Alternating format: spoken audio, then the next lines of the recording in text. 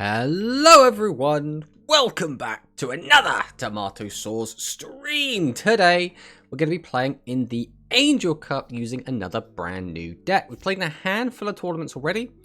Yesterday we did play the Cyber Dragons and we actually managed to take second place. We got absolutely destroyed in the finals though, like not even close. We got clean 2-0'd, did not feel great, but other than that, it felt pretty good. Cyber Dragon's obviously a very good deck right now. I'm sure everyone knows this. Everyone's seen it performing well. Everyone's played against it in ladder. People have probably been testing it. It's definitely the most popular deck right now. And when the most popular deck is arguably, we're going to say arguably the best deck. We don't know that for sure, but it's looking good at the moment.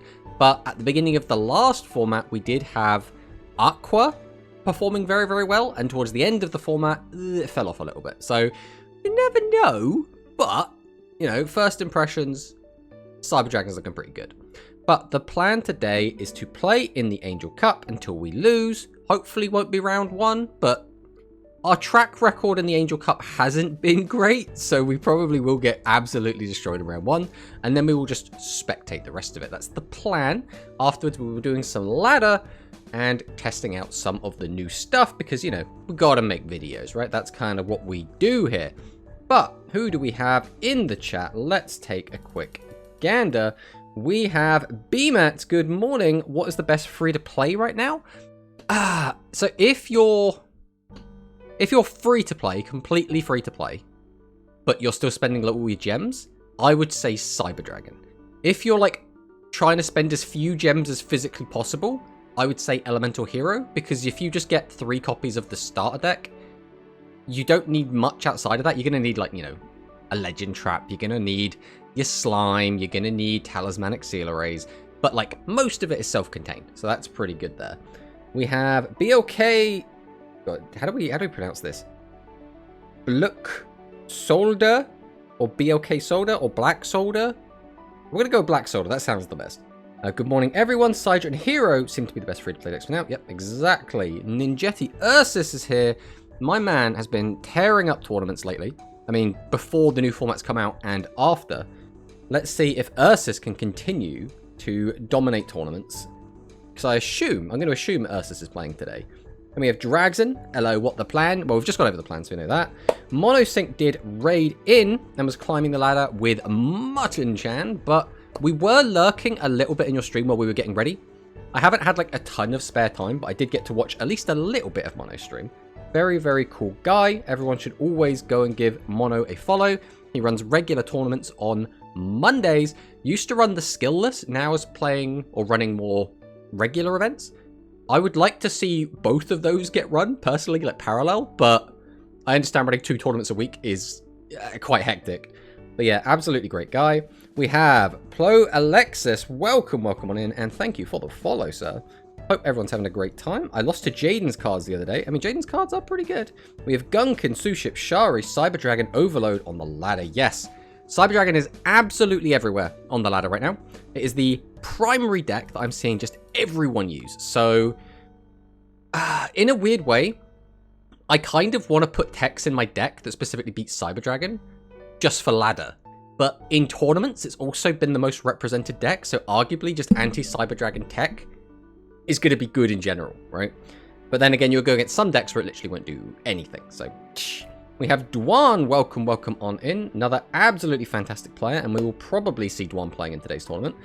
Ursus is confirmed he's playing today's tournament. Very, very cool. And then we have Voltalon in the chat. Hello, my friend. Voltalon, obviously second place at Worlds, and I believe, when I looked earlier, correct me if I'm wrong, but I believe Volt is playing in today's tournament as well, which could be quite exciting. We have Monosync. Yeah, I'm planning to have a skillless tourney back. Wonder, is it still going to be All Innovator and Dragius? I mean, we talked about this a little bit before, right? But worst case scenario, we just put limitations on, right? Like, it's not the end of the world if we have to limit some stuff. Like, it's not ideal, but like, effectively, you can do whatever you want with it, right? You can create your own meta if that's something you want to do. So I wouldn't be too worried about it. Either way, it'll be a fun time, even with all the new stuff. But it shouldn't be too long till the round starts. Is that Corey I see in the chat? Hello, hello. Yeah, I'm going back to back from Point Battle earlier. Oh, whose Point Battle was it? Was it, I'm actually trying to think. I don't know if now probably posted one. It's one of those things where Point Battles for me, Point Battles aren't... It's hard to phrase this. I don't really like Point Battles, but if I'm testing brand new shit, it's a great way to just like fire through, go again and again and again and again and again, right? So I like Point Battles in terms of it's just playing ladder but better, and I dislike Point Battles when it's like treated like it's a tournament, right? Like if it's meant to be treated as like a super competitive event, I dislike them. When it's like it's a ladder, but arguably the people playing should be of a higher quality than what you're going to find on the ladder, now I'm all in, right? That's kind of how I look at it. It wasn't an Owlswell. Okay. I'll have to keep an eye on them then. If you create your own format without skills, then you could also have custom ban lists to balance it. I mean, that is very true. That is something we... Oh, it looks like the tournament is up. So, let's take a quick gander. We're against Gozu in round 1. Huh. Okay. Gozu is quite a challenge for our first game.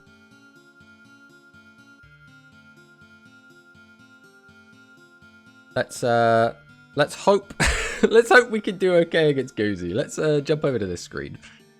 Oh, you can just see the sad small amount of gems in the top corner. It's so disappointing to see that number, but it is what it is. But also, welcome on in Team 6K Duel Links, which I believe I have recently been watching a lot of your videos, if you are who I believe you are. Very, very good stuff. That is assuming you are who I believe you are. I'd have to like double check, but I'm kind of in the middle of something right now. I'm not sure what to play later in the tournament. Hero and Sidra will be there tons, so I don't know. Maybe I go Seven's Road with the new skill. Seven's Road has been performing very well. It has done decently.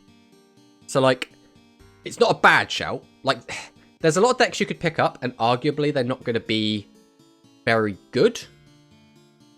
Right? You got to kind of like make them work. Like Galaxy hasn't been performing super well, right? But Seven's Paladin does look relatively strong. It has been performing quite well, so there is that.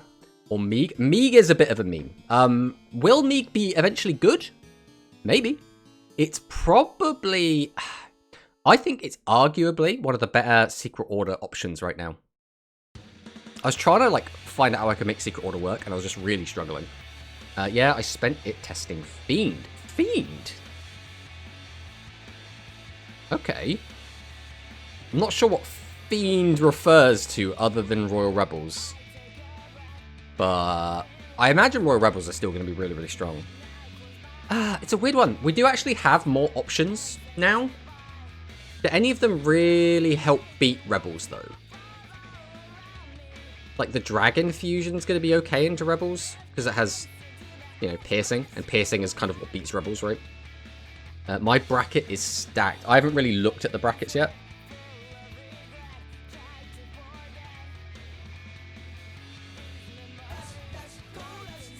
Okay. Gozu Doobie on his way. Thank you for the follow, Team 6KDL. I've been watching a lot of your videos to educate myself on Rush. Well, hopefully, hopefully, they've been helpful. Fingers crossed. All right, we're gonna jump on in and see what Gozu is on. We today are playing as Luke, and we are going to be trying out the Dragon Fusion deck. Bearing in mind, we have not tested this deck at all. We are going in so unbelievably raw. Is this? I think he brought the wrong deck. I was going to say, that didn't look like it was the correct deck.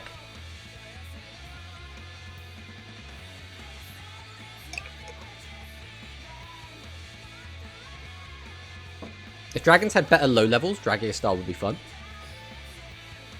Same also got no gems. I brought everything except the Go Rush box now. And with Metarion in the Fusion box already, undoubtedly we get another box next week. I don't know if we're going to get another box next week.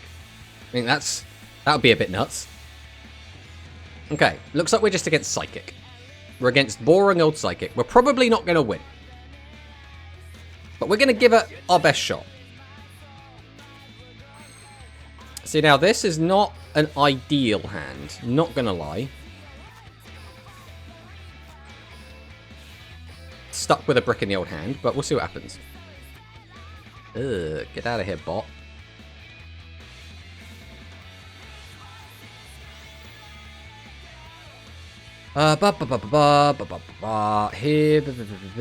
Hero felt like a bad matchup, but I didn't face it much. Yeah, it would be a weird... Oh, hello. Are we going to get our guy spun already? I mean, we can't... He doesn't have any burn, right? So... we could just take all of this. We're just going to take it all. Because again, we're not dead. Our life points are of little consequence.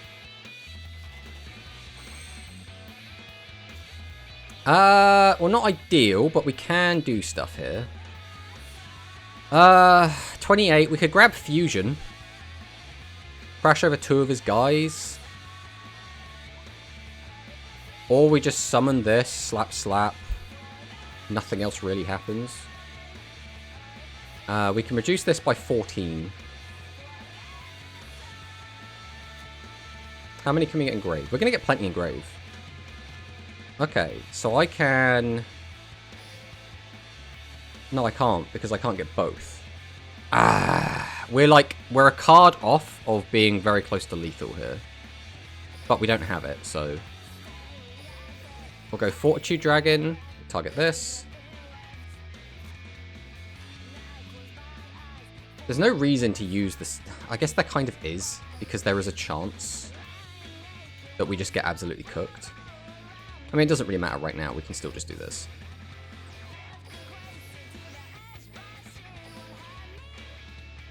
We are going to activate the skill. And this is just because, like, getting the extra little bit of damage I don't really care about. I just want an extra body. That's kind of what I'm worried about right now, is just, like, dying because I don't have enough to block. And if I can maintain the back row, that's, like, absolutely huge. So now the question is, do I want to shuffle some of this stuff back in? I mean, arguably. Makes room for the back row to just be cleared. Alright, we will do this. We'll go TSA. We'll just put these back.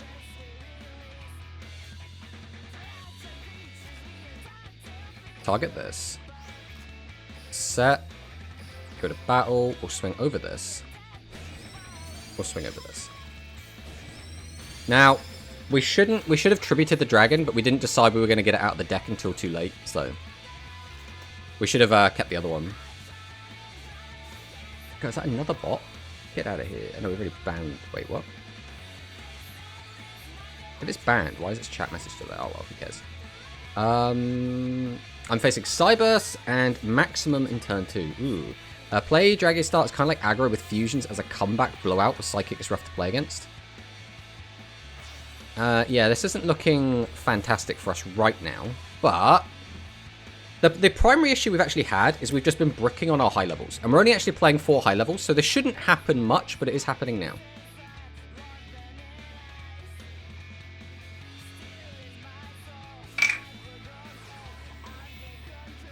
Okay, that's fine. As long as he doesn't check or randomly snipe our trap card, we're kind of fine for now. I called Dragius. How many 7s do you play? I'm thinking of going down to 4. Yeah, I'm currently on 4. You're talking to Carrot. But yeah, this deck specifically we're on now, this is also on 4. So we've seen 2 of them already, which is a little bit awkward because we need more low levels to actually make our plays. And now, because we've used the skill to get the dragon, we now need to hard draw a dragon. And I think it didn't matter anyway as well, because we are almost certainly just going to have to use our... Yeah, no matter what here, we were always using Why wouldn't you use that first? We're just choosing to not use it at all. Okay, we're just not going to pay at all. Well, we're dead if we don't do this, so we're always activating slime. Alright. We just need to draw playable. We got Slugger, who's in the grave. So I can get a second guy. And then what? Because I'm still one body shy. I can search the fusion. That also doesn't help. If this swings over this swings over this, that would be what? I could also boost his attack up. So that would be 27. That's 500 plus 12, which is 17. We could also get an extra 14. So that's 31. And then 900 is lethal, right? I believe that is correct maths. Oh, but I can't do that because Fortitude Dragon won't be able to attack. So, instead... Then I don't really want to lose Fortitude Dragon on the field. Which means just don't get the Fortitude Dragon at all. Okay. So I'll summon out Slugger. Activate Slugger. Bring back Pitcher. We're going to flip over Inferno. We'll pop this back row. This guy's got 1100 defense. We just always tribute out because we can't get the dragon again.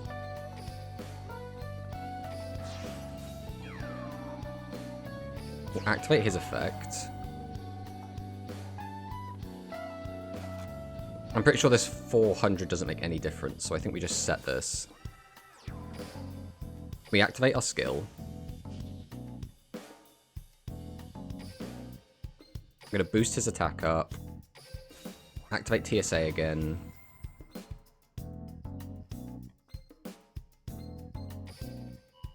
I don't think we made any mistake here. We might have done. We're not infallible.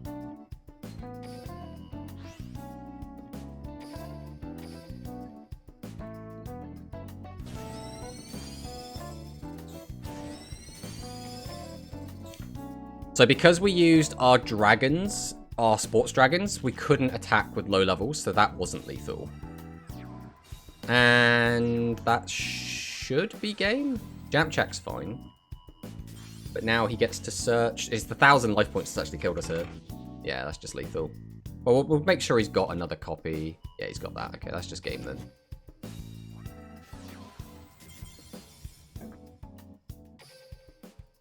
God, imagine entering the new format and still just bringing back Psychic. How boring. How boring. We actually got very close, though. If we weren't bricked up, I think we actually just win there. Because we were only one body away from getting out another high level. So if we didn't have, like, the second Dragon's Gunfire, for example, we just win. If we just needed more normals. So apart from getting a little bit bricked up, that actually wasn't too bad.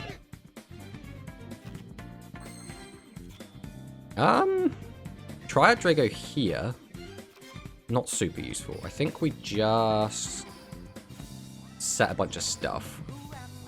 Set a back row and pass. Next round better guaranteed. I mean, fingers crossed. The fact you nearly beat Psychic with dragons on a brick dragon is back. I mean, we did okay. We didn't actually manage to get out the fusion. The one mistake we made was getting back the dragon. But the logic behind getting the dragon out of the deck was if he can't muster up 3 normals, but he is able to snipe our back row, then dragon keeps us alive. So it was like, most of the time, we were still going to be dead anyway, but there was a chance that saved our life. It didn't end up mattering. And in retrospect, we didn't have an extra normal. If we had the extra normal, we could have won.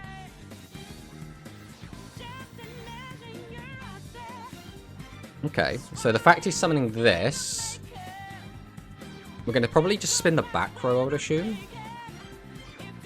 We're not spinning anything. Okay, oh, we've already used that. So he knows what this is now. Well, he knows it's one of 2 things. Activating it here doesn't really get me anything, so I think we just let him do this. So he basically knows what this is. which is not great because it means he's going to get rid of it next turn. Where are my boss monsters? Last game we were flooded with them. This game we don't have any. I can get this down to 1,000 attack and then try and attack over it. That's probably going to... Well, I can't even do that because the graveyard's not full enough. We could go for like a double draw for this, but that seems really silly. Where are the bosses at, yo? Right, we're just going to have to do this. All we can do is buy time till we get what we want. I think it's good for people to bring old decks to see if the new decks are actually worth the investment. I agree with that. Week 2. On week 1, everyone should be on new decks because it's just more fun. It's more fun to play against new decks. It's more fun to play new decks. Oh, there's our first boss into the graveyard. There's Jamp Check. We're going to lose that. We already knew that was coming. Then he's going to activate this, put that back, spin there. Actually, he could just spin a monster. It depends how scared he is of it. This is the issue. If you give Psychic a free turn where they get to do whatever they want, they just run rampant.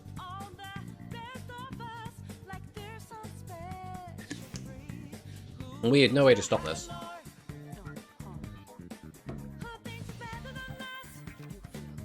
He's probably going to spin a monster.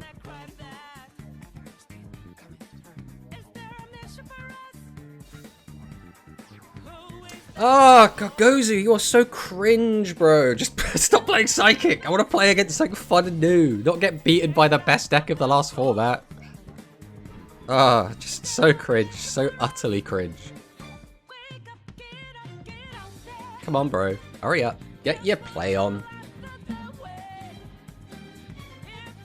The thing is, if I don't draw a boss this turn, I'm just like dead. I basically need a Dragius in the next 3 cards. Otherwise, there's nothing I can do. The game is over. And if his back row is anything as well, like that could just be a Widespread Ruin, and I can't deal with that either.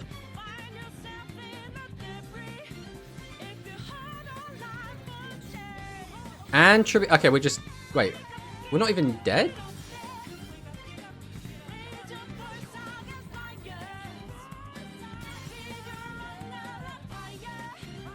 Okay. I mean, I don't think that makes any difference whatsoever. Us being on 200 or us being on like 2200 basically makes no difference. We can wipe this board with this, but then what?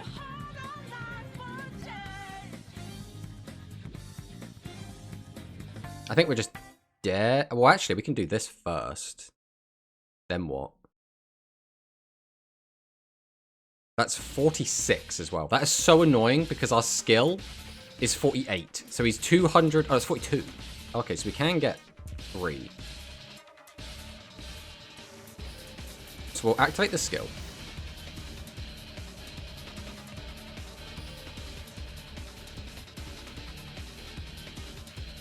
How do I select like more than one? Okay, so we'll do that. That. Wait, why can't I add more than one dragon? Am I just misunderstanding how the skill works? I'd have to get that, and that to the graveyard. So we will activate pressure.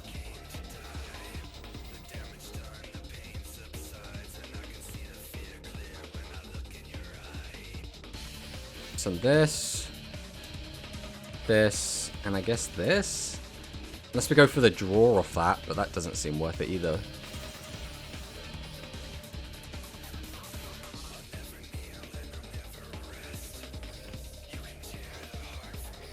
We can activate Pitcher.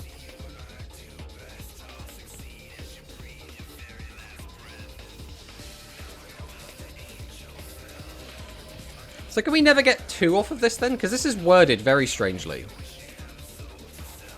If the total attacker faced at level 5 or higher monsters, so it was 42, you may add 1, 2/3 the dragon, and or fusion. But he had 42, but we couldn't grab more than 1 dragon. But the dragon's only once? Oh, so we could have added like 2 copies of fusion? That's ass, bro.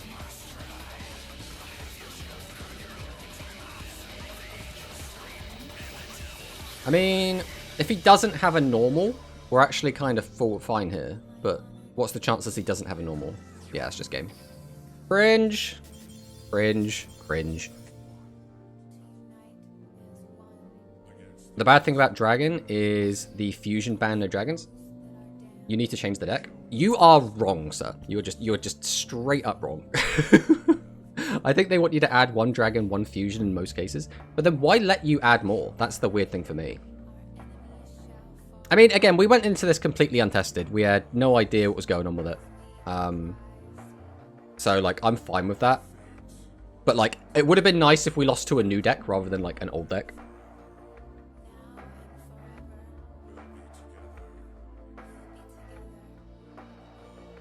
One fusion is fine through Dragon. Yeah, we have 1 fusion. Alright, well, with that, it was time to go and jump over to the stream and see what's going on over here. It would have been nice if we had lost... Again, like, just losing to a new deck would have been fine, but instead we lost to, like, just cringe, which is a bit of a shame. Oh god, what is going on with... Oh, it's because we've got the other Crone. That's fine, we can fix that.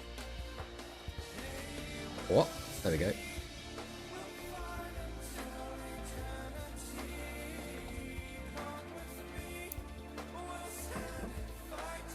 I think they want you to add 1 dragon, 1 fusion in most cases. I mean, yeah, but then, like, why have the option for more? I guess is the next question.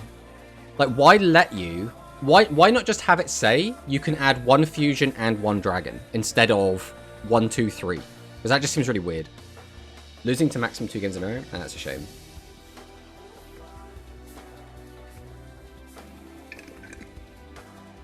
Yeah, unfortunately, we didn't even get to summon our Dragius. Game 1, we got bricked on high levels. Game 2, we didn't find any high levels. It's a shame. And in that game, in that last turn where we lost to Gozu, he needed to find exactly enough to have 3 bodies on the field, and he needed to find a Melody and have a way to trigger Melody, which is what you found there. So we did get a little bit sacked, to be fair as well. But it's just really boring losing to an old deck, bro. It's like, come on, play a new deck!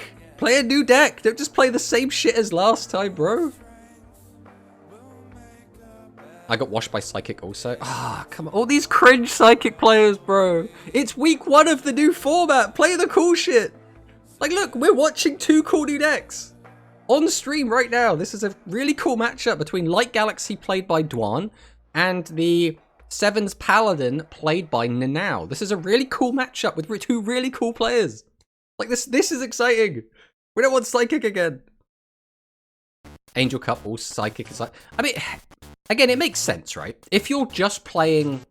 If you're a 1-trick and you just play the 1 deck, fine, right? Bring your 1 deck. But there are some players... Again, it's just... It's always going to be like a difference of opinion, right? Because I look at the first week of the tournament, right? So the very first week of a box release for me is all excitement. This is the honeymoon period. This is the... We're going to have a lot of fun. There's a load of new stuff. It's all very exciting. Let's enjoy this honeymoon period, because this honeymoon period is not going to last. We only get this for a week. And then we go back to, oh, the meta has kind of like settled, right? So for this first week, this is where I want the crazy shit. This is where people are going to be trying out decks that aren't going to be very good. We'll see special interactions. Because, like, in a week's time, maybe a week and a half, we're just going to see the best, like, 3 decks again and again and again. Because that's what just always happens, right? So I want excitement. I want cool new decks. Not just Psychic everywhere. It's like, ugh. He's playing new cards. Harvey Investigator, or whatever it's called. Who are we talking about, Murata? Who was playing that? So I don't think Gozu was playing that. Telling Gozu to change deck. Yeah, it's one of those things as well, where there are some people that do just play for the money, right? Was Gozu on Harvey? I didn't see Harvey, unless it got milled or something, or just immediately tributed off. That is possible. That is possible. I don't even know if that's...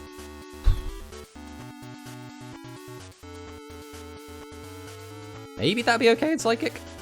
But... Psychic was so far above everything else that a whole bunch of power creep has Psychic still really good.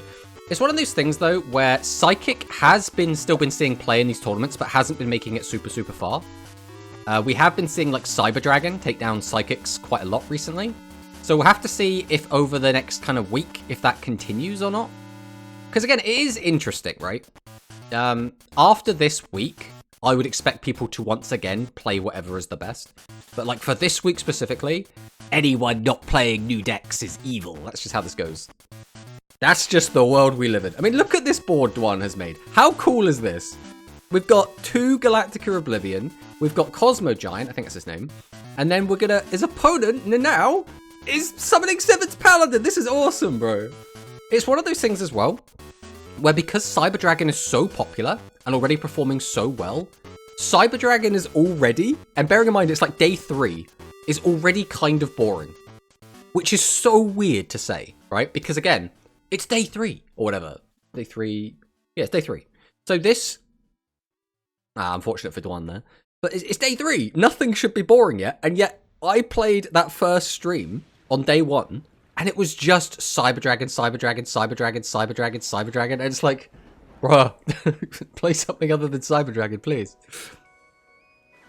Actually, just Cog with Metarion deck is insane without the skill. So Afri, I played against Metarion yesterday in the finals of Cloudy Cup, and it absolutely destroyed me. Like, unbelievably one-sided. I was playing Cyber Dragon, which is, you know, quote-unquote one of the best decks in the game right now. It completely shut me down. I could not play the game. I was just immediately destroyed. Speed Duel had this when GX World came, Cyber Angel, ironically. Yeah, I did play a ton of Cyber Angel when GX came out. I played, like, Cyber Dragon and Gladiator Beast were, like, my decks back then. I was not ready for the type change beam OTK. Wait, did you just... Was that just now? Or are you talking about last night when I was playing in that tournament? No, yeah, you're doing fine. Okay, yeah. I believe you got knocked out by Firefox, and then I got knocked out in the finals, because I think you were in the semi-finals, right? Yeah, it's one of those things. It's basically... It's basically Magnum Overlord, right? I don't think that's a controversial statement. It is... You make a guy that gains enough attack to just kill your opponent, and you can't stop it with most things. You have to stop it with, like, Negate Attack, or, like, Earthbound Spirit, that is arguably just bad, unless you're playing against exactly that deck, or, like, Overlord. Or, like, Majesty. And who's got room, at this point in the game, for, like, 2 Goats and a Majesty, for example, right? It's just not realistic. So it's just Overlord, again. Which is a shame, because Metarion should be a really, really cool deck. But it's just Overlord. It's just Overlord. And it's worse than that. It's more consistent Overlord. It's Overlord that has, like, easier access to making Overlord. It is absolutely crazy. It's crazy how Phantom Bind is now a cracked trap, in my opinion.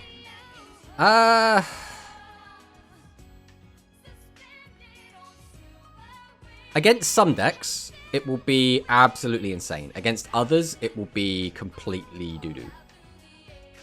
Oh, did Yorfio not show up? Or did Nanao kill him really, really quickly? I'd be interested to know what happened there. Overlord Season 2. Great anime, by the way, but I see what you're saying. I see what you're saying.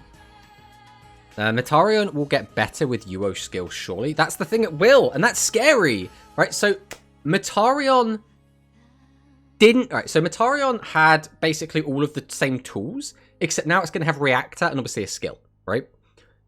The reason Metarion wasn't, like, OTKing people constantly in the physical game is because we had Dark Revelation. If everyone's playing 3 copies of Mirror Force, and then, like, just a Legend Trap on top, you've effectively got 4 ways to stop it from just killing you, right? Without that, we're in a really weird spot where we're now like, I can't actually stop this. So Overlord, is still a pain in the ass, but Overlord was more balanced in the physical game when it first came out, because we didn't have any of the consistency tools, we didn't have the skill, we had 40-card decks, so actually finding Overlord to make it was a rarity, right? That didn't happen every game. So what I said a week ago was on point, good to know. What did you say a week ago? Well, I'm now curious. Rush, rush, go, rush. Welcome on in, Zaki boys. Currently on a 3-stream streak. Nice. 40k playing on Samsung devices, by the way. 40k?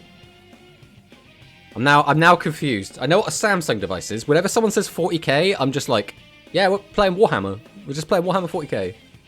I might stay up for the Harrier tourney because I want to give the New Order deck an actual shot, but that isn't getting shot by Psychic. Yeah, that is one of the negatives of a knockout tournament. If you do just get like a couple of bad games, either because your opponent was a bad matchup, your opponent sacked you, you bricked, you're just out, right? And it feels bad. That's one reason I really like monos tournaments, is because they're double elim, and double elim always feels a lot nicer. The only problem with double elim is sometimes you're left waiting a long time for other games to finish. Like, you can like lose in round 1, then get knocked down into the loser's bracket, but then you'll be like seeded in the loser's bracket, so you have to wait for your opponents to lose. Then after they finish that game, they then play another game, and then you get to play against them. And then the same thing can happen if you win. If you go like undefeated, and you're like in the winner's final, you now have to wait for the whole lower bracket to finish up before you actually get to play again. Other than that, I really like double elimination. And then obviously Swiss. Swiss is amazing. Like, just play lots of games. Lots of games means I get to actually play a bit more. I do think that my dragon deck is going to need more tweaking for sure. I'm not really sure what to do with it just yet. And I don't... I think there's too many arbitrary restrictions on it. I think if you could search 2 dragon off of 1 activation of the skill, it would be a lot better. Because you can just get tribute bodies, right? And then that's fantastic, right? The Metarion skill has a restriction that wasn't on the leaks. Oh, does it now? Cyber Dragons and Psychics being overused. Yeah, we'll have to see how it actually ends up. Dragon Slayer, thank you for the follow, my friend. It'll be interesting to see where Psychic end up. Because if Cyber Dragon ends up having a really, really strong matchup into Psychic, Psychic will naturally fall off because Cyber Dragon's just going to be that popular. So whatever Cyber Dragon beats is probably going to fall off a little bit. And whatever beats Cyber Dragon, so in this case Metarion, is probably going to see a lot more play. Now, does Metarion always beat Cyber Dragon? I don't know. I haven't played the matchup enough. I only played... Last night when I played against Firefox, who was playing it, that was my first time playing against the Metarion deck in Duel Links, so I didn't really know what to expect. Obviously, I know what the cards do, but it's different knowing what they do versus how they play, you know? Double elimination is how I prefer it in a perfect world, but they are also kind of a nightmare to run. Yes, you are not wrong. Double elimination is... It's the same reason, I think, that the GRFs, the KC Cups, and the World Qualifiers are all run as they are, because they have found the simplest way to make it work while putting in as little effort as possible. And I can respect that as a decision, but it makes it feel very, like, uncompetitive. Now, again, I think a single elimination in tournament is still really fun. I think a double elimination tournament is even more fun. And I think a Swiss tournament is probably even more fun than that. That's just like my tier list of how I like them, but I can also appreciate a lot of other people would prefer other formats. There are some people that prefer point battles to tournaments, and I don't agree with that opinion, but like I can't say they're wrong for liking that. I personally, like I say, I like point battles for it's better ladder. That's where I think point battles really shine. Okay, so Duan has got Nanao down to 1,000 life points. It's going to be difficult for Nanao to just one-shot here. Because, like, how big does it get? It's a 28 that gains... Is it 400 or 600 for every different attribute in the graveyard? I want to say it's 400. That'd be 4 times 6. Yeah, so he's not going to be able to OTK. That's interesting. So we're playing Warrior Returning Alive because it will get back Roadstar Swordsman and it can get back Harvey. And then potentially, like, you could be on... Like, I haven't been playing, like, super intentional, so we've been chatting. But he could be playing things like Siesta Torero and stuff to, like, make this work as well. Swiss is objectively the best format. I mean, I don't know about objectively, but it's definitely my favourite. Also, welcome on in Beam. Yeah, I agree. It kind of doesn't make sense to me that in order to go to a tournament, you have to play the 48-hour Grindfest. Exactly, I'm not a fan. I can't really say right now comp secrecy and whatnot, but I'll probably talk about it in the near future once I get more data on it. Maybe we'll get the elusive Voltalon video. Point Battles is the closest thing to KC Stage 2, I guess. I mean, yeah, but it's like nicely condensed into like an hour, maybe an hour and a half, maybe 2 hours, right? I just realized Strange Cats is a Sevens Road generator every turn if the opponent can't out both. The thing is, especially in Duel Links, it is very easy to out things. We have so many skills that let us like boost over stuff. In the physical game, sometimes just like a 2500 defense monster will just wall people off. In Duel Links, that happens very, very rarely, right? I'm just afraid of people getting annoying for waiting in Double Elim. Otherwise, I love Double Elim Tourney. Yeah, I mean, that's the thing, right?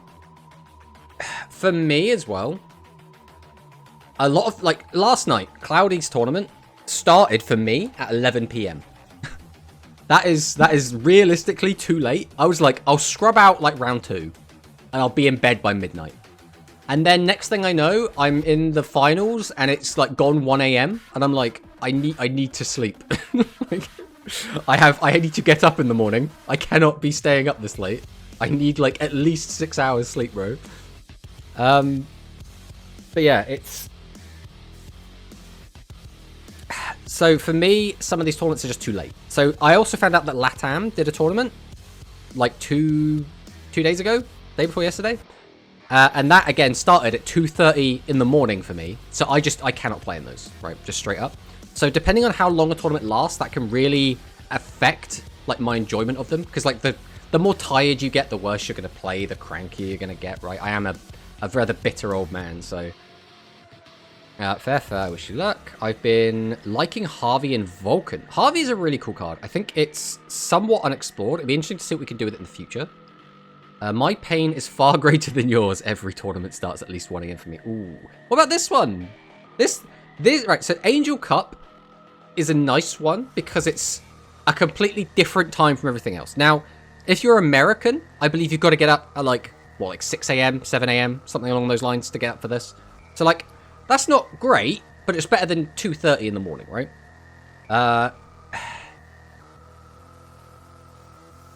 It's like for me, I think the sweet spot is the Grand tournaments. Grand Harriers tournaments start for me at 7 PM, where I'm not really tired at 7 PM, and usually they finish right as I want to go to bed anyway. So like, it's perfect. Oh, I don't play. Yeah, but there'll be other like Japanese events starting around this time, right? The trick is just to play in Japanese tournaments. Is my tournament okay timing for you? For the most part, yes, Monosync. The last couple of weeks, I have been really struggling to just get the time to enter them, but that's just because I have like certain commitments between like family and like work, which I have to just get on with, and technically I'm on call for that all the time. So if something comes up, like right now in this stream, technically something could come up and I could have to go and do work. Hopefully it won't. It hasn't happened yet, and it, you know, hopefully never will. But even streaming now, I'm technically not free, right? I could have to leave any minute. But we should be fine. It hasn't happened yet. It's been a year with no interruption to the stream, so I'm sure it'll be fine. Since all 6 elemental sorcerers are in game, I put all of them in my farm NPC deck because they look good. I mean, what else could you really ask for, Zaki boys? Like, if the deck is aesthetically pleasing, then what is going on with Dwan's hand? I haven't been paying attention, and now Dwan has like 7 cards in hand. What's so good about Harvey? Just checking back row. So you can use Harvey to... well, 1, looking at back row is good. But 2, you can pop defense mode monsters. So one thing you can do is you can use Siesta Torero to flip down a level 8 or lower monster that has high defense. So like any boss monster except like a fusion or a maximum, right? Flip it down and then just pop it with Harvey, which is just a really, really strong 2-card combo. Now, how often is that going to work? I want money, Tomato Madge. Yeah, that is true. The JP bros like to give us gift cards that only work in Japanese stores. So I remember asking for Sea Dragon Knight, and we basically got it in Harvey. I love having back row info. So, for me, I think I would still rather have Sea Dragon Knight, because potentially popping the back row is really good. Now, how often are you going to be able to pop the back row? Realistically, you'll be popping like their own back row hate. You'll be popping Talisman Auxiliary. You'll maybe be popping copies of Fusion. So you're not going to be popping the actual good trap cards. But we'll have to see how it goes. Right, I would personally rather have that, but understandable. Monos are at 2 AM for me, unfortunately, but I can't accommodate everyone anyway. Yeah, it's not ideal, right? But in the same way that, like, I can't play in the LATAM tournaments, right? Because they're half 2. Like, unfortunately, the tournaments are either going to cater for, realistically, NA or JP. Those are the 2 regions that are cared about the most. EU doesn't really get thought about that much, because for the most part, people just, like, North Americans will do their tournaments around the time EU can play anyway. And when Europeans run their tournaments, they run them at NA-friendly times, or NA-friendly times. Times when NA will be awake. So we kind of think about each other.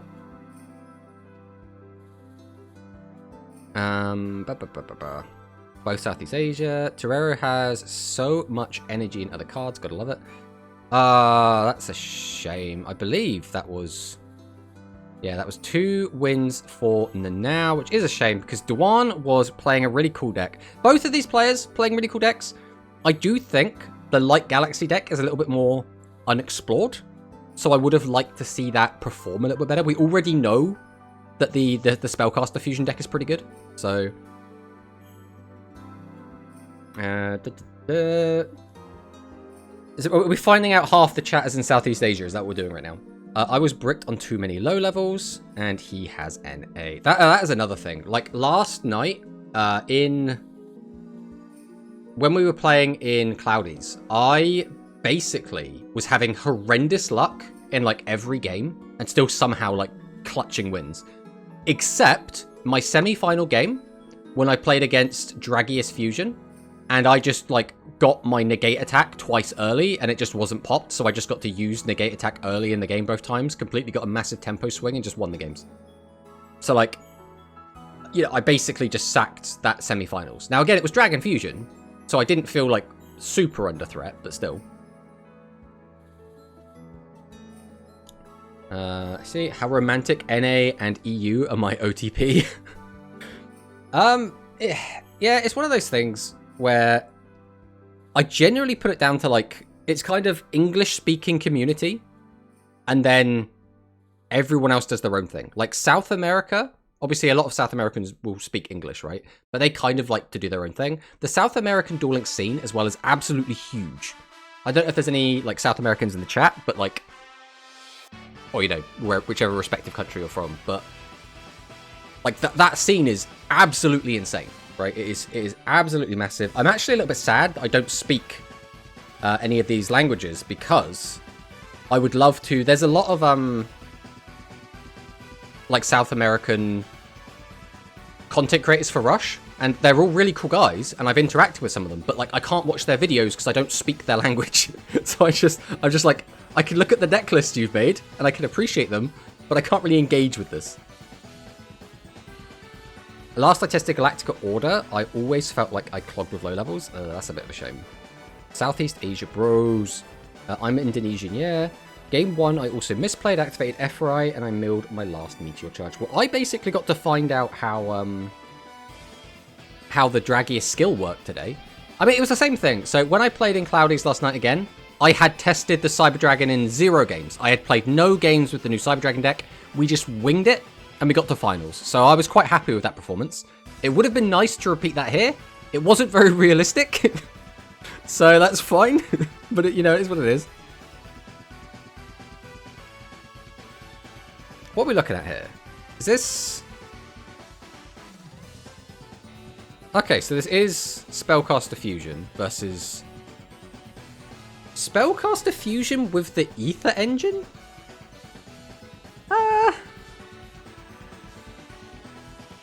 I mean, maybe.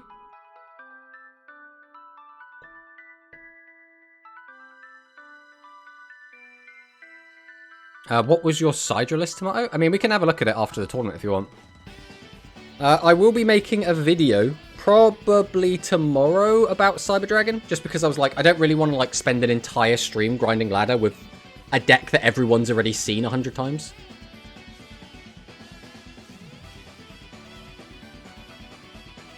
Oh, we're already over here. So the Psychic player that knocked out Volt got 2-0'd very quickly by this Ether Spellcaster player, who is also now 1 game up. No, he just lost the game, right?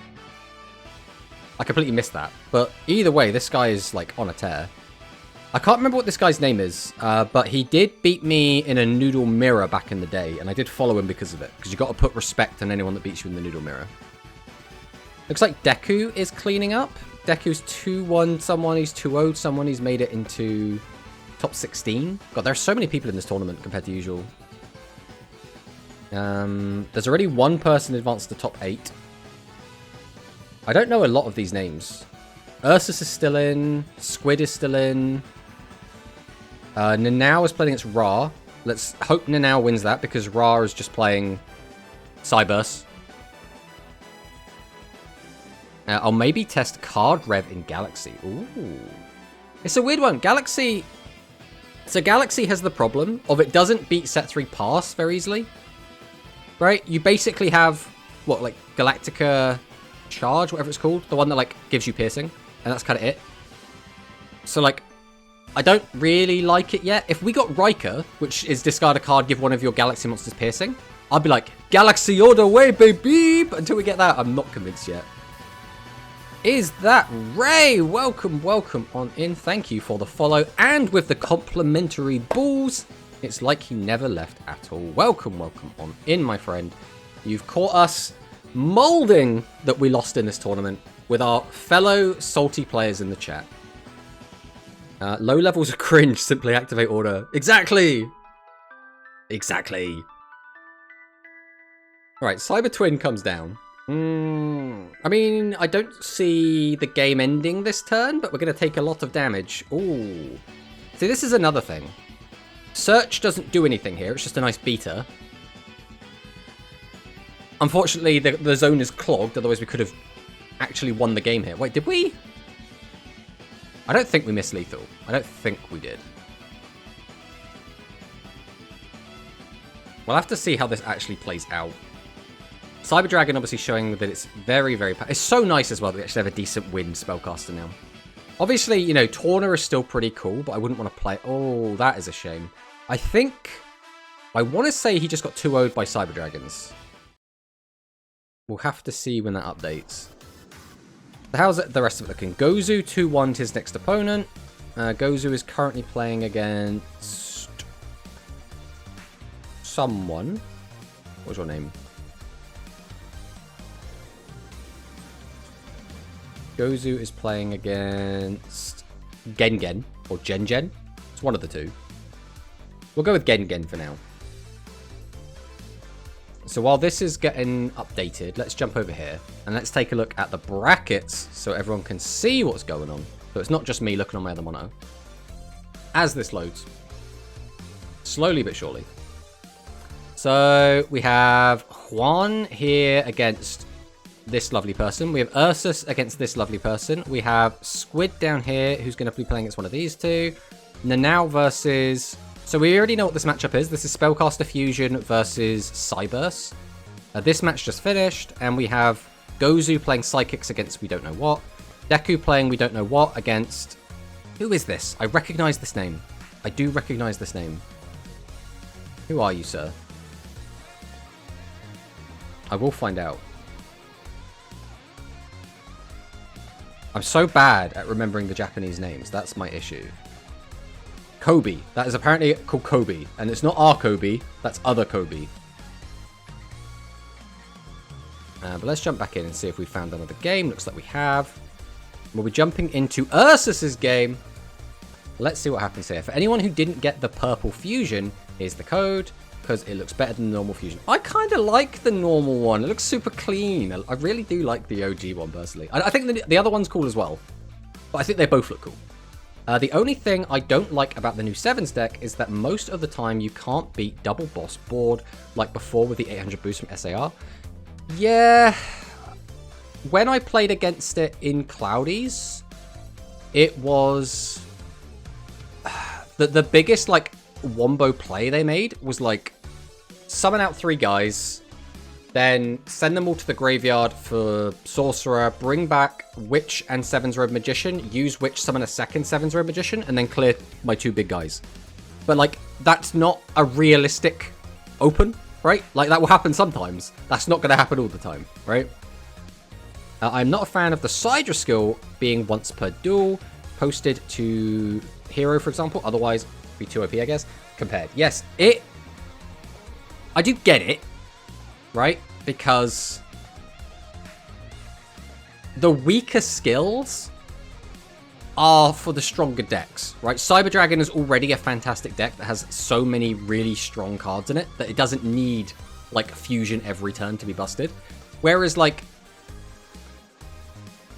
I almost feel like the Spellcaster skill is the nicely balanced one. I think the Dragius one is a little bit too weak. But then maybe after testing it a bit more, I actually think it's a bit better. We'll have to wait and see. Oh, and Ursus does do his little wombo combo. Summoned out the reactor, shuffling back the monster reincarnation to get the +2. Absolutely insane. Then we could use the Abe Eagle, sending the reactor to the graveyard to get out a boosted up Mirror Innovator. So this is at least something that's kind of cool. This is old mixed with new. Now, don't get me wrong, Ursus. I would still rather you were playing something else that's just completely unique. But still, this is more than just playing the same Psychic list as last time, right? I switch back to OG Fusion once everyone runs the purple one, or just to be unique. I think they're both really cool, but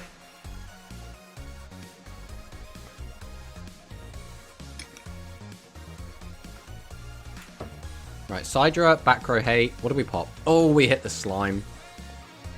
I think this is gonna be it, lads. Oh no. What game is this?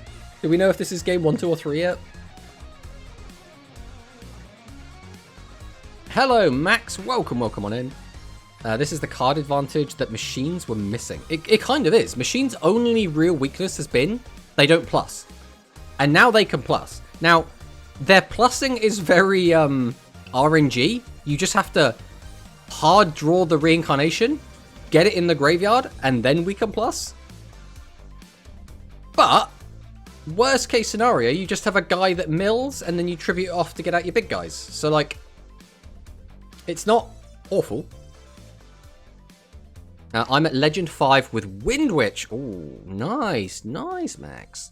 I have not played Speed in so long. I was ready to grind up to Cog, and then it was like KC Cup, and so I just did that instead. And then this came out, so I just haven't played Speed in so long. Just so sad. Fusion! If only Dragius Star skill let you search Dragius or Fusion instead of the... It can search Fusion. It can search Fusion. We're summoning him! The Cyber End Dragon! Well, there it is. There it is, lads. That's game... I believe that was game... Well, actually, we have no way to tell. We have literally no way to tell. Syandra! Fan service! Yeah, also makes Pycorn easier to use early. Yes, very much so. Deku! Welcome into the chat, my friend. Thank you for the follow. Oh, by the way, Deku, I need to know what deck you were playing in LATAM for my spreadsheet. I was going to ping you later, but if you're here and around, if you could let me know what you were playing in LATAM, that'd be great. Oh, we reached a follower goal. Nice. Right, whose game is this? So this was the guy that just beat Deku. No, not Gengen. Who was this guy? I can't remember what his name was. Deku the GOAT! Yeah, Deku is such an amazing player. Always performing really well. Always such a friendly guy.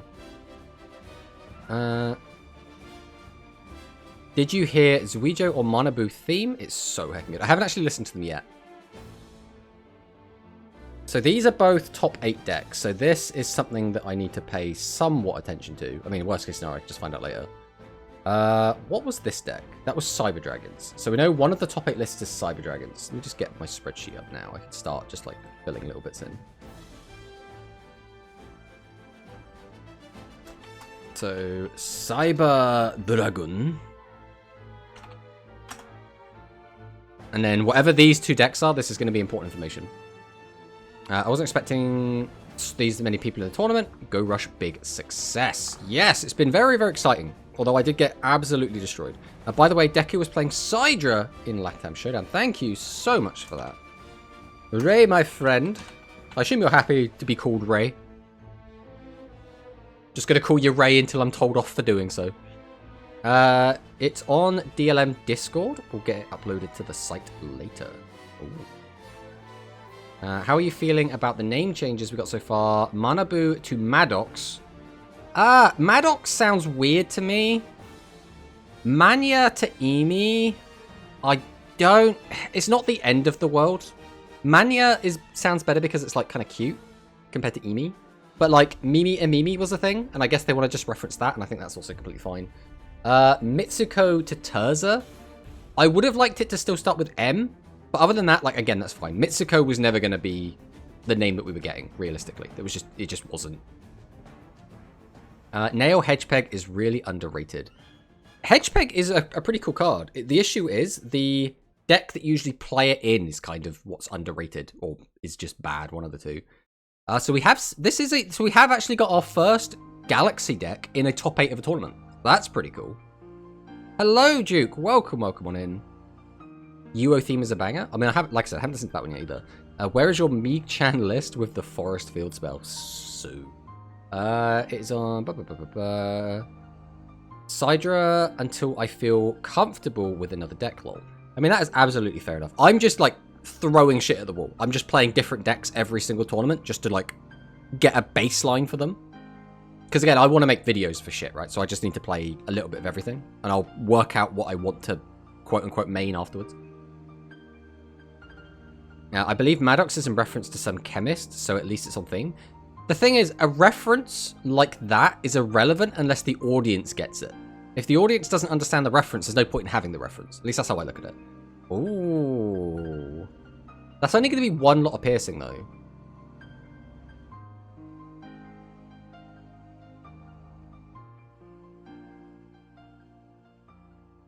Was there a logical reason to do that? Was there a reason we wanted to just sacrifice our Torero for no reason? Or was that just like misclick / didn't realize in time? Because we've all had that moment. Don't pretend you haven't, chat. We've all up there. We've all had that moment of just like brain fart. I guess we just make the most of this. Have you watched the latest Go Rush? I believe I'm 1 behind. I believe. So I would say no. Normally I can't join Angel Cup because I'm busy this hours, but this time I have some spare time, and I got first rounded by Cybers. Unfortunately, that is just going to happen. And you got beat by Ra as well. So you might know Ra from... I think he's on Rush Japan. He's either on Rush Japan Red or Rush Japan Blue. He plays on one of those teams, but he is a very strong duelist. Well, in Rush. Come on. Konami's translation is not that bad. Konami translation, Udius to Juan. It's okay, bro. I bricked against heroes. I mean... I don't even think I actually bricked that bad. I mean, I kind of did, but like, not that bad. It was just Psychic's just too good. Is Life, welcome on in. Hello. Is the UO theme if you want it. Unfortunately, my bot will not let you post it, my friend. You're going to have to ping it at me if you want me to look at it. Chris Colossalus. I never had that moment. No, he's lying to you. Do not believe this man's lies. Everyone's had that moment. Also, welcome on in, Claus. It's been released today. Episode 127 is crazy. Well, so far, none of the twists that I've seen up to this episode have really shocked me. It's all kind of gone the way I thought it was going to go. So, it'll be interesting to see where this goes. I don't misplay, I just brick. I've never misplayed in my life. Sometimes I make intentionally bad plays to trick my opponents into winning. Haha! I only wanted him to think I was stupid. Where can I watch Go Rush subs? There's a lot of places you can go. How many of them are legal? Like, legal? That's up for debate. But there is a lot of places. Let's just put it that way. I haven't even finished Sevens. Sevens, in my opinion, finished too early. I think Sevens could have had like another 2 or 3 seasons. I feel like we just kind of got comfortable with them, with the characters. They had just seen some like character development. And things were like getting to a really good spot, and then it ended. And I was like, oh. Whereas I think Go Rush almost has done the opposite, where it feels like this last arc, although I like this last arc, it does feel like we didn't need it. I feel like the arc before this one was a nice stopping point, and then we just kept going. Which again is fine, because I like this arc. I think the characters are cool. I think the decks are cool.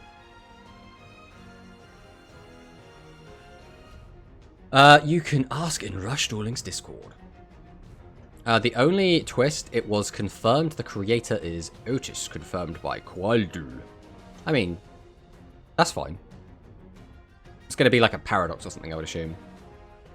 Legal is boring. I want 3 Trojans in my PC for watching a show for kids. I mean, just because somewhere is not above board doesn't mean it's virus infected. So we should probably pay attention to this. This is what, Heroes? What version of Heroes is this? Is this Heroes playing the Masaki Fusion? Because that's kinda cool. Is this like just full free-to-play Heroes? Or is this just like an interesting build of Heroes that's playing that Fusion?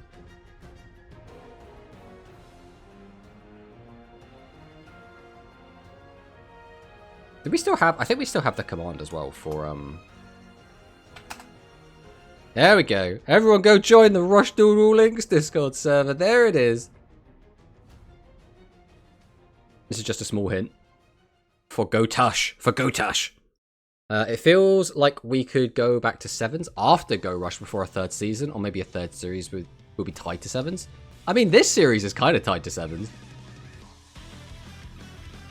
Now we have to wait to see where the last 2 arcs are going in Go Rush. It'll be interesting. It will be interesting. So we had Galaxy winning the first round. We might actually see Galaxy make top 4. Which is going to be kind of insane.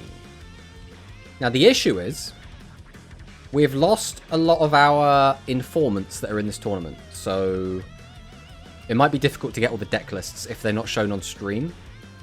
Like top 4 are always posted in the Discord, but we like to get the top 8.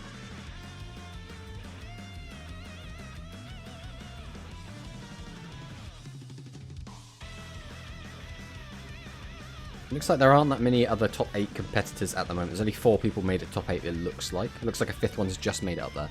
Okay, there's Harvey.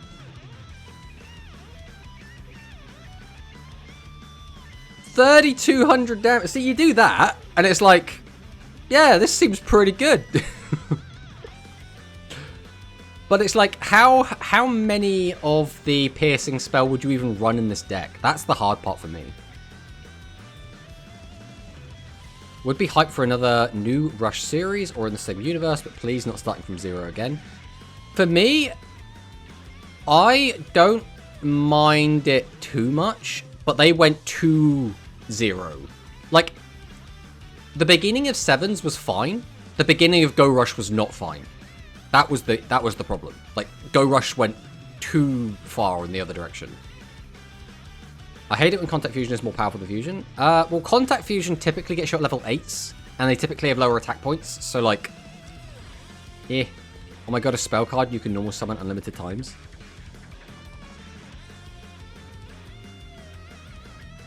Yeah. Why do we watch a legal website where I can watch Yu-Gi-Oh! For free? There's plenty of them, my friend. There are plenty of them out there. I like how the past it was only 21, 22 people in the tournament, and today we have 39. But it's brand new world, right? It's always going to happen. Whenever there's like a new massive content update, this is just what's always going to happen. So we bounce a card back to hand.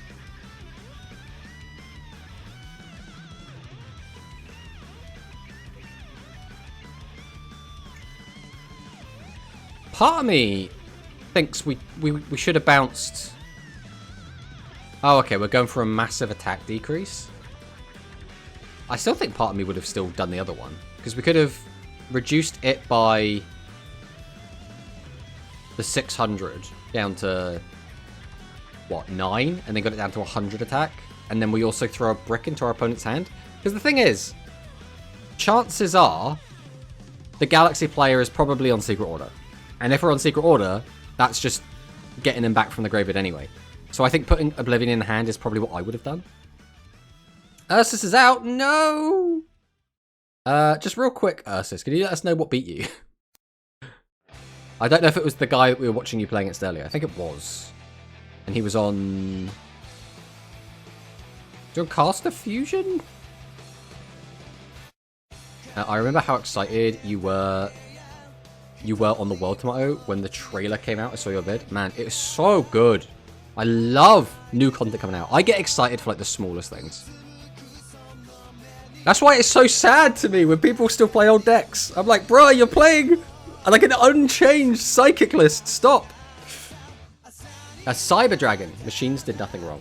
Again, right. I said this earlier. I would rather you weren't playing machines, personally. But at least you've got a new spin on it. You've updated the deck. You're doing something new that no one else is doing, right? That's at least kind of cool.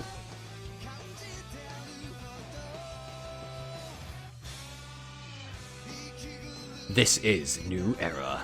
Some hate rush duels, but I'm ready. This is Duke's like grand speech. I'm waiting for the rest of it. Who's closest? Add fusion, and it's new. For exciting watching, you'd rush duels. Tomato makes me hype. But Cyber Twin is so good. Cyber Twin is so good. It's never getting better than that. Everyone should just play Secret Order decks forever. Secret Order... Again, we really don't have a way to break Secret Order right now, in my opinion. Because the best way to use Secret Order is going to be to get... The end goal with Secret Order should be make something that can just win the game ideally on its own. Now, in the Galaxy deck, typically in the physical game, that would be one of two things. You would either just get Riker and just give your guy piercing, and then you can kind of just kill your opponent right there and then, just because you get a massive, like, potentially like double piercing, right? Which is really, really strong. Or you would go into Galactica or Eternal Galactica Oblivion and make it have like 9,000 attack and then attack and kill your opponent. Because the Galaxy deck right now doesn't do either of those things, I think it feels a little bit lackluster. That's just like my opinion on it. Tomato, you don't understand how much I love Secret Order. Secret Order is like such a weird card, bro. We will return to those good days, trust, soon. To be honest, though, Fusion is the best summoning method. Hey, Tomato, is there a chance when a third Rush Duel series come out, we get a new summoning method? I mean, there's always a chance. I think a lot of people thought we were going to get one with Go Rush, right? I think that makes sense. But GX didn't really introduce a new summoning method. And Contact Fusion isn't really a new summoning method. Like, it is if you squint at it, but you're still summoning a fusion monster. So it's not like a new monster type, I guess. It's not like a new card type. For me, Rush Duel is a reboot of Yu-Gi-Oh! I mean, it kind of is. Secret Order plus Meteor is decent still. I mean, it is, but again, the downside to that is we don't have infinite access to Meteor, right? Wait, did we just see Hero get knocked out? Damn, son. So that means Cyber Dragon will now advance. No, Galaxy will now advance. We have seen that... Ra beaten now. So that means we have a Cyburst in top 8. Boo. Fortunately, Gozu was beaten, so that's one of the Psychics gone. That's at least something.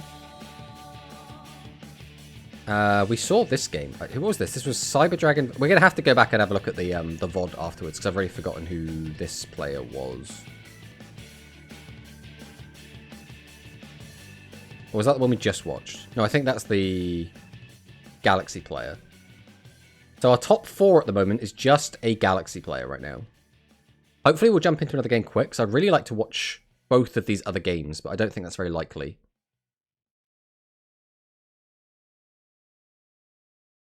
The Go Rush and Sevens are parallel to original Yu-Gi-Oh! GX. They are similar. Yeah, definitely, 100%. I know what the next summoning method. Can I send it to you? If you want. I'm not going to stop you from DM. Anyone's welcome to DM me on Discord. I'm not going to say you can't. Psychic Bros, we are tier 5 now. Well, that's kind of what I hope. I just don't want Psychic to be the best deck. Psychic can be like the 3rd best deck. That's fine. I don't want it to be the best deck. Just go away, Psychic, for a bit. You can come back later when you get your fusion or something and a new skill or something.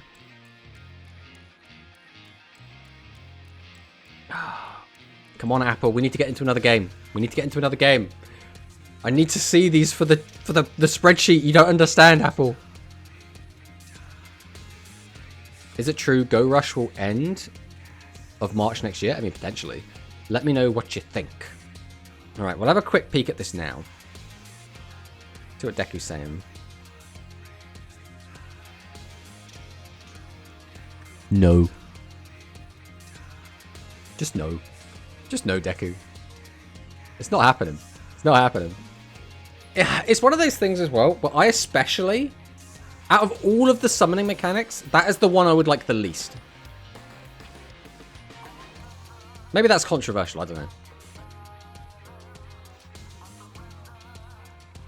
Come on, Apple, jump into a game. I need to see both of these. Why are we taking so long?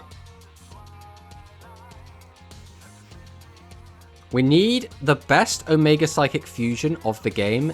Candies nuts. The thing is, what do you prefer? Do you prefer, like, what is it, like Princess Candies nuts? Or do you want, like, Omega Candies nuts? Because I think there's only actually one Candy fusion, but there's also, like, the 2 Prima ones. And the 2 Prima ones are a bit awkward, because I actually think the better one is the one that Roman doesn't use. I'm almost crying right now. I don't blame you. I personally never like Link Summon.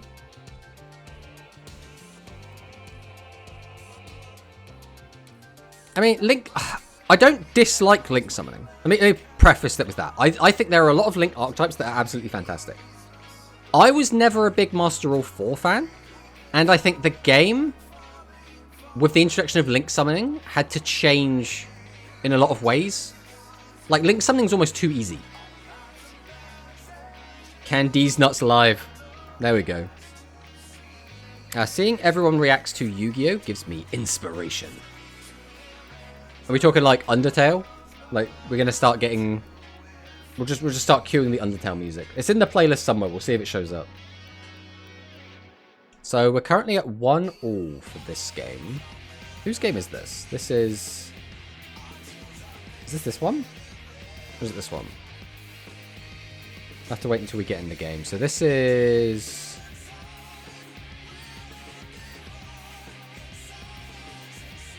Bro, who are these people? Whose game is this? Not that one. It's this one. Okay. So this is Cyber Dragons versus Question Mark. This is the guy that beat Gozu. The guy on the top...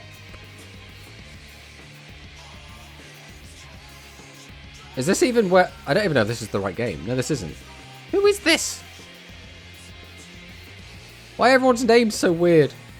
Or is it no, this one. It's this one. It's this one. This is Squid. What's Squid's like actual name? It's like Akka or something. I always just called them Squid. But I should probably find out what they're actually called. Also the fact that links don't have defense, which just makes mini cards useless. I mean, we have Maximum. We already copied that. Win this duel today, Tomato. Good luck. I mean, I'm already out, mate. I can't do anything about that. Yeah, this is Squid Flower, which is Icarus Squid. I don't know what flower is in Japanese. But looks like Squid is playing... Is this just Fusion? Or is this Hero?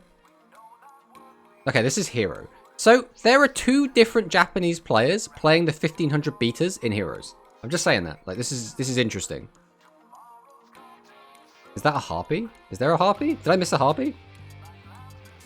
Hopefully, if they introduce new summoning mechanics, it will be something original at Maximum instead of turning Rush into Master Duel. Maximum isn't perfect, but at least it's unique. It's hard to make new things. Look at his graveyard. I can't look at his graveyard. I don't have the power. Rush exclusive extra deck mechanic would be cool. There is a chance we get Synchro on 3rd series. I mean, there's always a chance. There's a chance we get anything, right? I guess Go Rush is similar to GX. Yeah, in a lot of ways. If you really peel it back as well, in Go Rush, it's all about aliens. And in Yu-Gi-Oh! GX, the Neos cards are literally aliens. So there's even like parallel there. Okay. We have a play coming out. So Mitsu Hachi on the bottom is going to go ahead and make 7's Paladin. Now, do we want the draw or do we want unlimited power? It literally comes down to what the back row is. If we think the back row is traps, or specifically it has to be negate attack, then we want the draw. If we think it's not negate attack, we just boost. That is a Harpy Lady. Yes, there was a Harpy Lady in the graveyard. So I guess we're playing that for a 1400 butt. We've gone for the draw. Now we're going to pop. So we might have already had some information. Like, we might already know there was a delay. Oh, we might have just thrown. That might have been a throw. But again, it's like, it's a 50-50, right? If you know there's a delay, you know the card, then you don't know which one it is, right?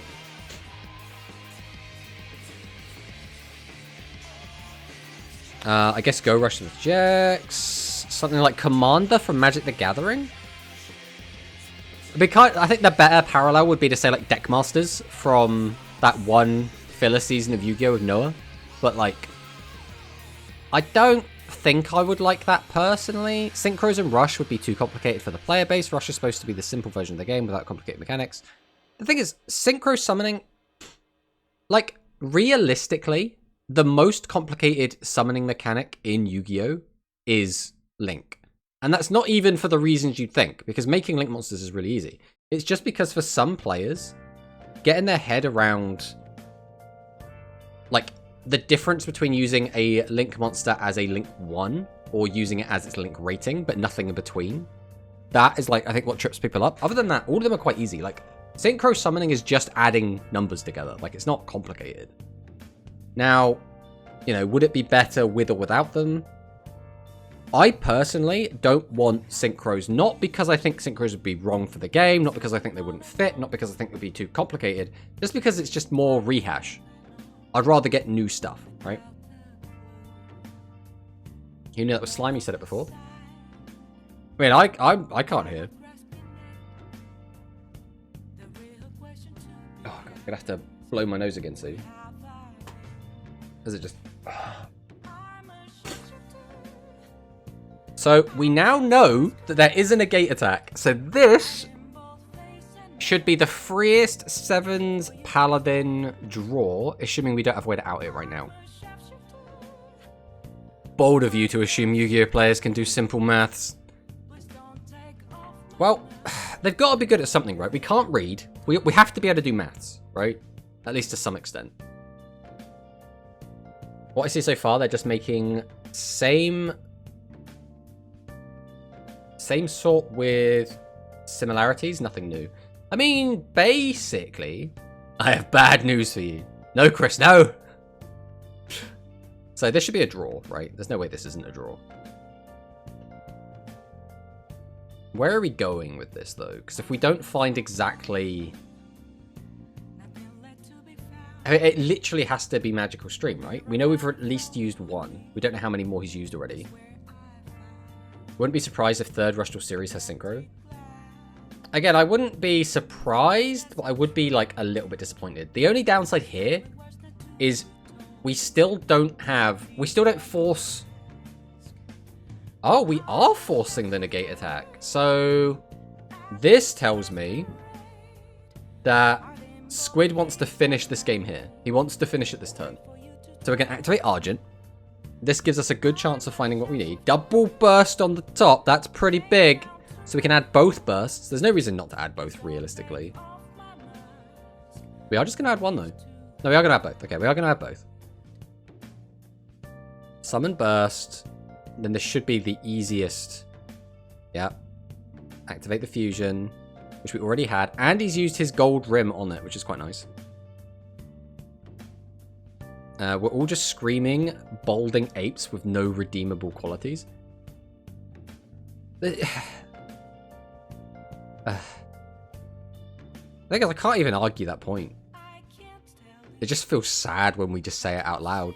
Usually it's something that everyone knows, but we just don't say it, right? We quietly accept it as a fact. But when you say it out loud, it becomes real. That's the issue. Wait, isn't this... Yep, there it is. So, Flower takes game, whatever game that was. Was that 1-all? So that's now Flower wins? Hard to keep track.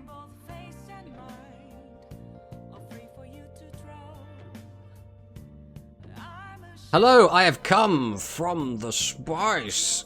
Came for the spice. I mean, Draggy start F. We played it today, Serena. It didn't go well. We got 2-0'd by Psychic, but we tried. Sounds like a Delalala Whoop thing to say. I mean, Whoop is certainly a character. Synchro decks just feel very repetitive and not that creative. Most of the times you have to do the same combo over and over again. I would make a similar argument about Lynx, personally. Also, thank you for the follows by Pyrion and Lone Wolf, who was 27 minutes ago.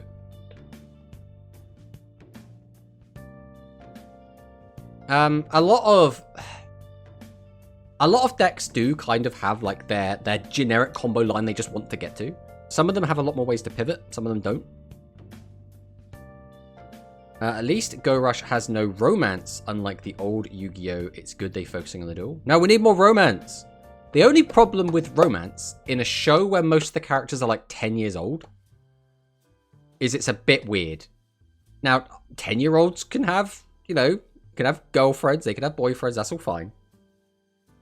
But it's hard to make it a focal point of a children's show without it being a bit weird.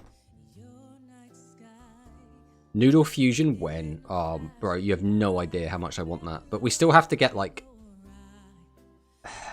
Think about this box. We got Heroes, we got Cyber Dragon, we got Spellcasters, and we got... Which game was this? We skipped over to a different game now. So that means...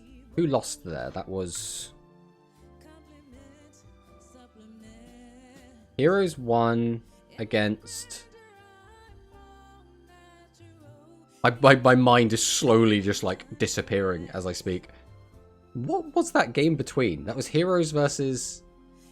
Spellcasters, right? Spellcaster Fusion lost. Hero advances. And which game is this? Oh, no, that wasn't even a top 8 game. So that means So Heroes has made it into top 8. That's fine. Which game are we watching now? This is... Not that one. Not that one. This one. So we're already watching a top 4 game.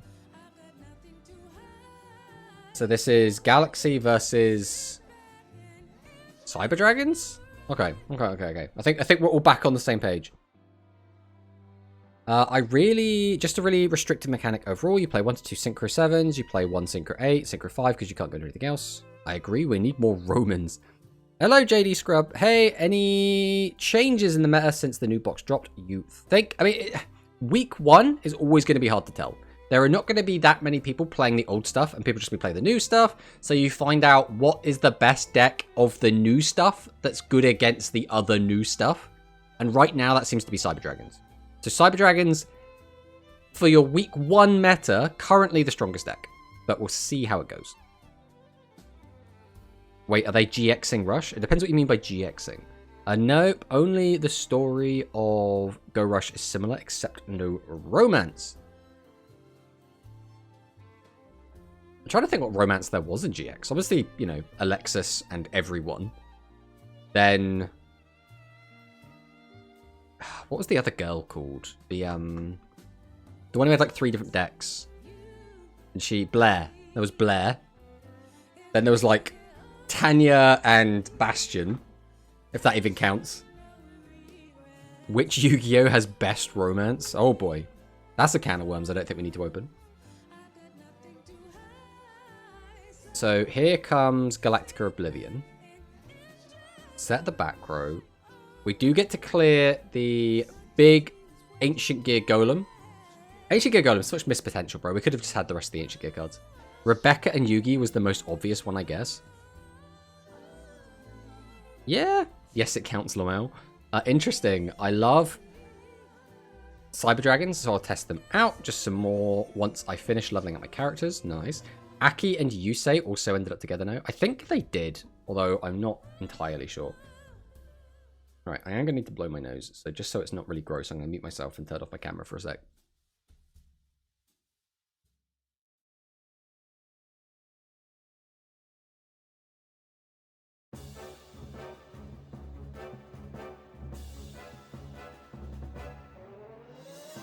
And we're back with another tournament. So, we have Cyber Dragon getting boosted up. We have the... So where are we going with this? Do we have the fusion in hand?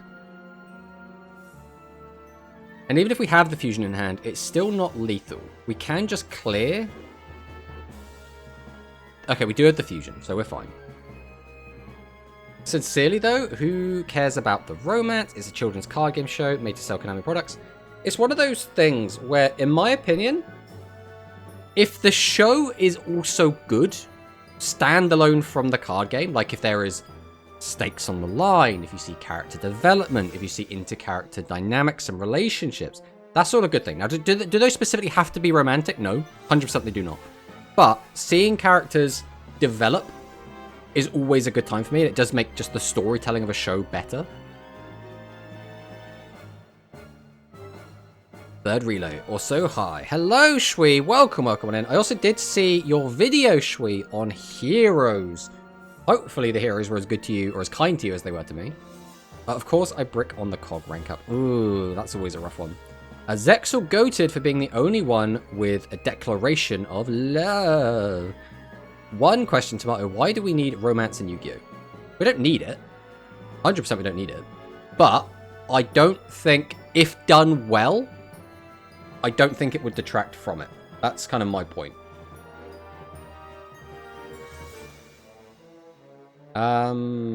Did we just see Galaxy lose there? No, did Galaxy win? Am I reading that right? Did Galaxy just win?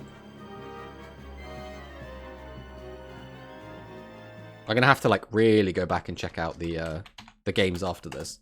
I'm just not paying enough attention. Oh, I didn't know this was a tourney. Yes, this is the Angel Cup, put together by Angry Angel, who was a world competitor, and being streamed currently by 8mm Apple. Hero on stream felt like Gamble Simulator, and if I get nothing, I rage. Heroes, see, I found the hero deck kind of consistent. Like, I found it like really good. And like, again, we were just stomping Cyber Dragon players left and right with it. So like, but again, it's like day one. So you're going to have different games. People don't know what they're doing yet, right? Are you going to stream it every week? The Angel Cup. Yeah, this is basically what we've been doing for like the last month or so. Is we do this every single week. Every Thursday morning. Or Thursday afternoon for me. We play in the Angel Cup. We scrub out the Angel Cup. We spectate the Angel Cup. And then we do a little bit of ladder. And then we're done for the day. And that's kind of how we do. That's been our go-to bread and butter for the last couple of... I mean, it must have been a couple of months by now since we've been doing that. So we already have one player in the finals. The only game going on right now is going to be Ra versus Squid. So I assume we're jumping into that. Yeah, this is going to be Ra versus Squid. So this is going to be Heroes versus... Cyberse. Heroes versus Cyberse. Choose my sleeves? Oh boy, Duke. Have you got any idea of what you want rather than having us... Because we're watching a tournament right now. I can't really go flick through them. But if you have any idea, you can chuck it in chat and I'll do my best to accommodate.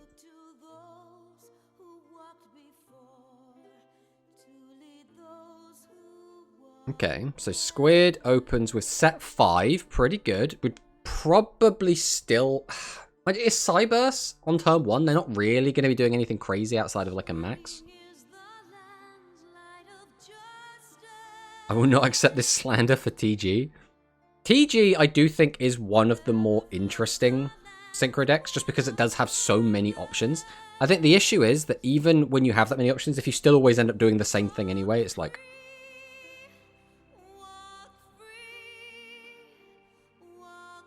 Be interesting to see if this version of the deck, because again, we have seen 2 different hero players now do quite well in this event, both playing the Masakis.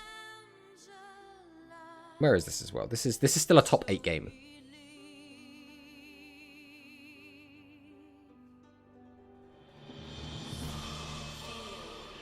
What do I want? I already got what I want.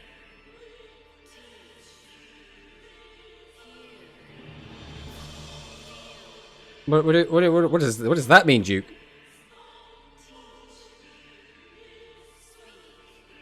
TG with Beatrice is where it's at.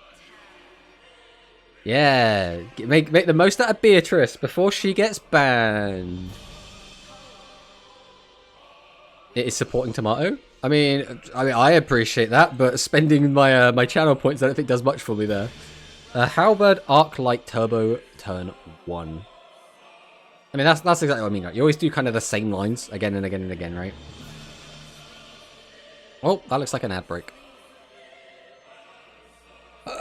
So, we're going to get out, what, a 3rd boss? Nope. Once again, Cyberse realizing their true potential of their inability to deal with set 3 monsters without the maximum.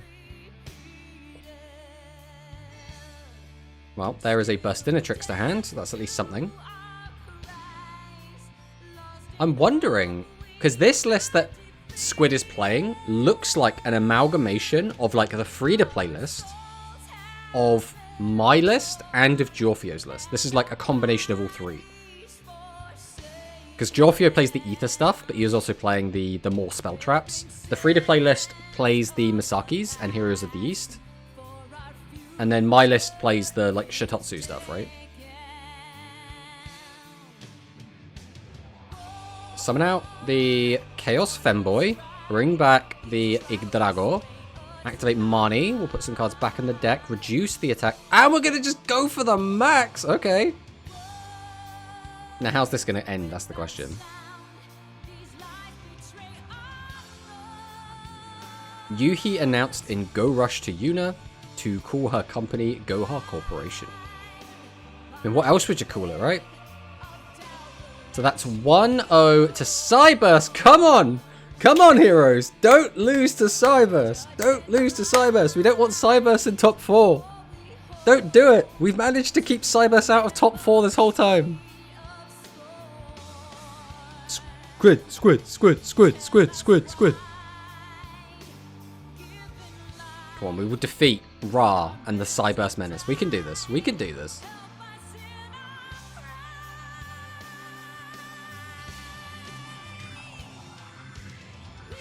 Chaos Femtron takes back. So what are we doing? Are we just going to summon it out just as a guy? We're not. So we put it back on top of the deck. We chose not to use Atrashoot because we just mill it, right? There's no reason to. Oh, do we crash here? This is actually a really hard decision. Like, on one hand, you don't want to let them have any more resources. You know they're drawing a boss monster for turn. Hero can't go over a Twin Dragon. They're going to lose to Cyberse. Hero, you just play TSA. You can play Tantalum. Or you can play the Thingy Fusion. The Ether Fusion. All of those are the ways you deal with a Cyber Twin. You have to pick your poison though. Most decks don't run all of those things. Oh, okay. So we're sending the middle piece of Yggdrago. Take back Chaos Femboy. Summon Chaos Femboy. Activate Chaos Femboy's effect. Mill 3. Grab back an Yggdrago piece. Where do we go with this though? I remember an episode of how you just beat a maximum using fusion. There are a lot of fusions, even right now, right? The 7th Paladin can just beat a maximum. Okay, so we did have the second Yggdrago head. Now what are we doing though? We still have an Yggdrago piece in hand. We're going to mill and draw, and that did not matter because we already had 8 in grey, so we guaranteed we were going to get that draw either way. 7 out of 15. We're using the skill, so potentially we've just got rid of the Yggdrago piece. There was no reason to weaken our guy if we're not going to tribute, so we must be tributing. Receptacle Mani. This will let us put more cards back in our deck. 1, 2. Weaken this again. I mean, we've got to have a back row, right? But which one have we got? It's negate attack. Okay. But that is negate attack gone. So when we get in Galaxy Tomato emoji, I mean, we have a Udius emoji. That's like kind of Galaxy.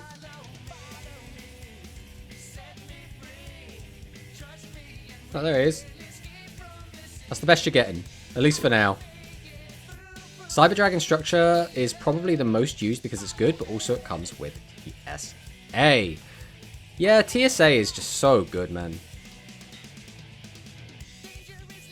It's basically a staple, right? Like, realistically, every deck in the game plays TSA, except, like, Machine don't need it, I guess. I guess Cyburst don't technically need it.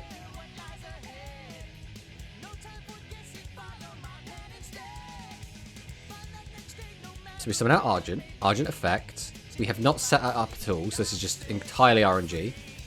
And we find nothing. Now we need to rearrange this bottom 4. For you, Tomato, who is stronger, Udius or Yuga? So if we're talking win rate, it's Udius.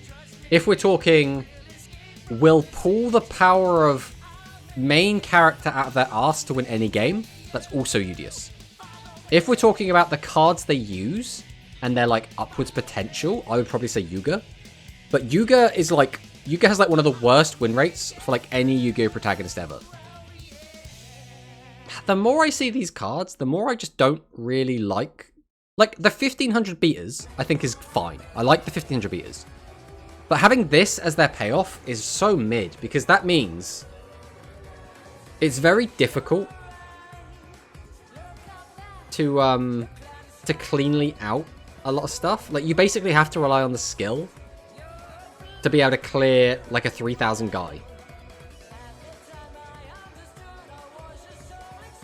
I guess it's not the end of the world. If TSA wasn't in the structure, I wouldn't ever get the structure, to be honest, as you got to invest a lot to play Sidra. Sidra... So you need at least one twin. You could probably get away without end, and you can probably get away without a second twin. But you are going to need that one twin for sure. Realistically, you're probably going to want more than that. And you are going to get... You're going to want the 2 assaults, so that's a bundle. Luke is the real protagonist, looking at win rate. I mean, oh yeah, but I mean, a lot of like the like rival characters end up having really strong win rates. Like Kaiba's win rate was always really good. Zane's win rate was always really good. Kind of. God, what else is there? Like Luke's win rate was good.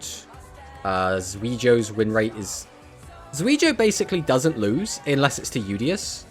But he's also beaten Udius, I believe. But he does lose to Darkmeister, so there is that. TSA is a super good staple. Strong, but never seems unfair. I mean, yeah, my only downside with it is I feel like it's almost mandatory in every deck. And that feels a bit bad. There are just some situations where you'll be like, all right, well, either I just don't have a way to beat Yggdrago, or I have to include TSA. I'm not the biggest fan of that. Yuga seems to learn from his mistakes and adapt to get better. He still loses a lot, though. The MC with normal Ace Monster and Yugi, Jaden, Udius. The other issue is, in Yuga's final duel, right, in his absolute ultimate duel against Otis, and they're in space, he fills his deck with a pile of shit bricks because of like friendship and all that shit. And I'm like, bruh, this just wouldn't work normally. This just would not work as a deck, like, whatsoever. And that's like meant to be him at his strongest. I mean, you could make the argument that when he comes back and he fights against the Lug, that's like when he's at his strongest, but the MC with normal Ace Monster are Yugi, Jaden, and Udius.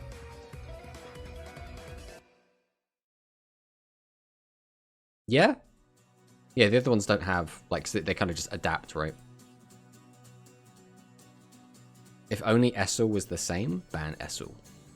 Essel... yeah, I mean, there's more and more decks coming out that can't use Essel. And it almost feels like a good way to balance the game is balance around Essel, which seems really weird. In the same way that we right now, we kind of balance around Negate Attack. Like, we just went, right, 4 best decks, you're not using Negate Attack anymore. And that kind of helped, but, like, not really. Those decks were still unbelievably powerful, right? So, Flamewing Man comes down. So, we can attack over... God, what else have we got in hand?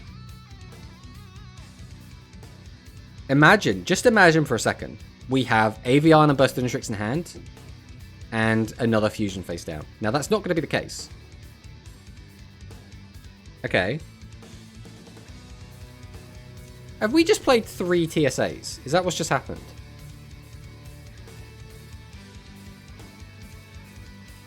Is this 3 TSA and the skill? Burn for 2,000, and then we get him for 15. Alright, Squid is bringing it back. I believe that's 1-all.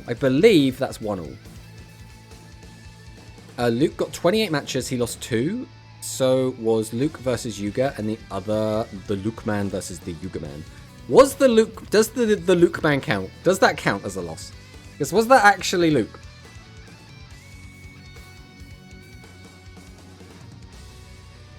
Alright. Come on. We just need Squid to win one more game. One more game. So only 1 lose. There you go. He's just too good. Draggy is too strong. Imagine as well if he was playing meta and actually, like, stuck a load of spellcasters in his deck and had Dark Revelation. He'd be unstoppable. Alright, come on. Come on, Squid. We can do this, Squid. We do not want Cyburst in top 4. Let's knock them out.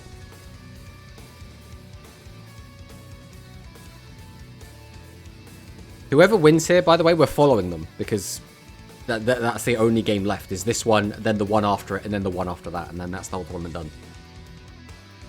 So we do not want to just watch 3 Cyburst games, guys. We don't want that. Tomato, you out already? Oh yeah, we got knocked out round 1. We were playing an untested deck, so we had like no idea what we're doing, and we just got utterly destroyed by Psychic. I have the worst luck with Essel. My opponents use it and get really good mills. My mills, I just end up milling my spell traps. I mean, yeah, Essel is, especially considering when it came out, like hitting a Draggy stuff with an Essel was oftentimes the game.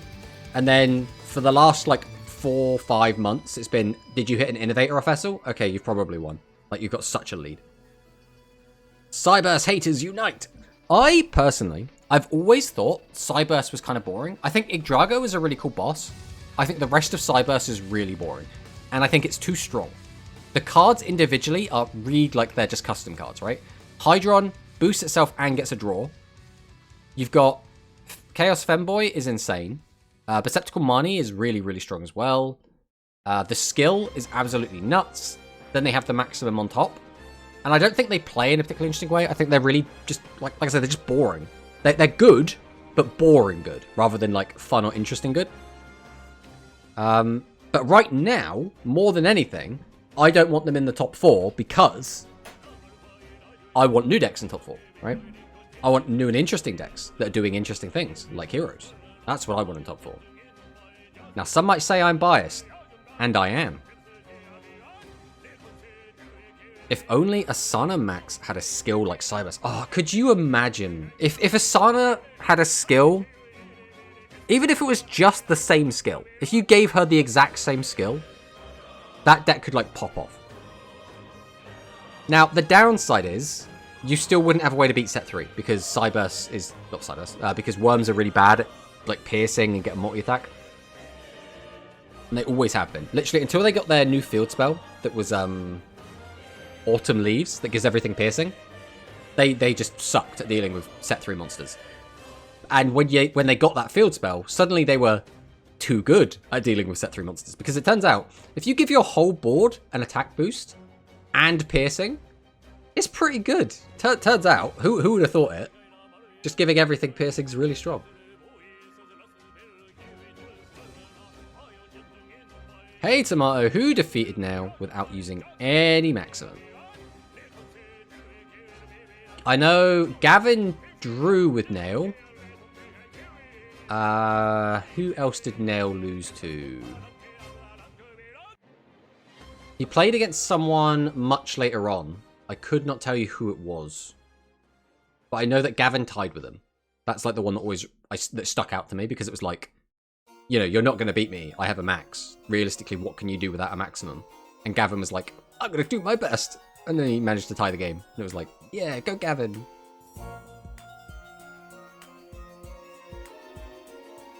Alright, we have a big bungus board, and we're going to draw...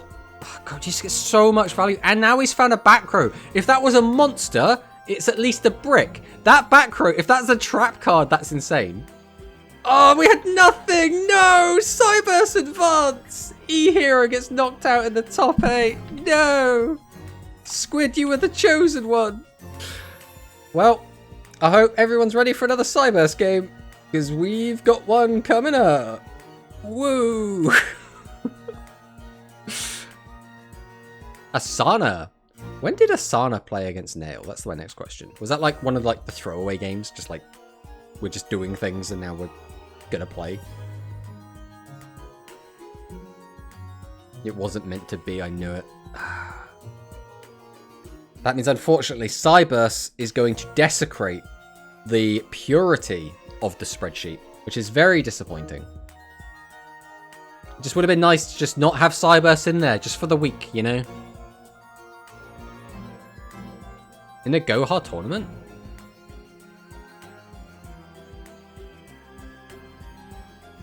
Whose team is Asana on in the Gohar tournament?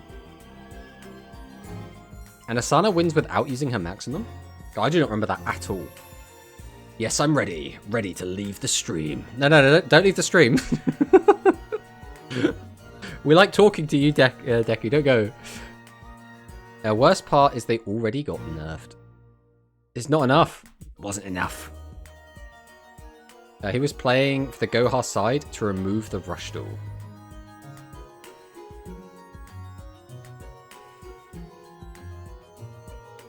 I don't remember. I remember the Sevens tournament where he teams up with Roa and Yuga.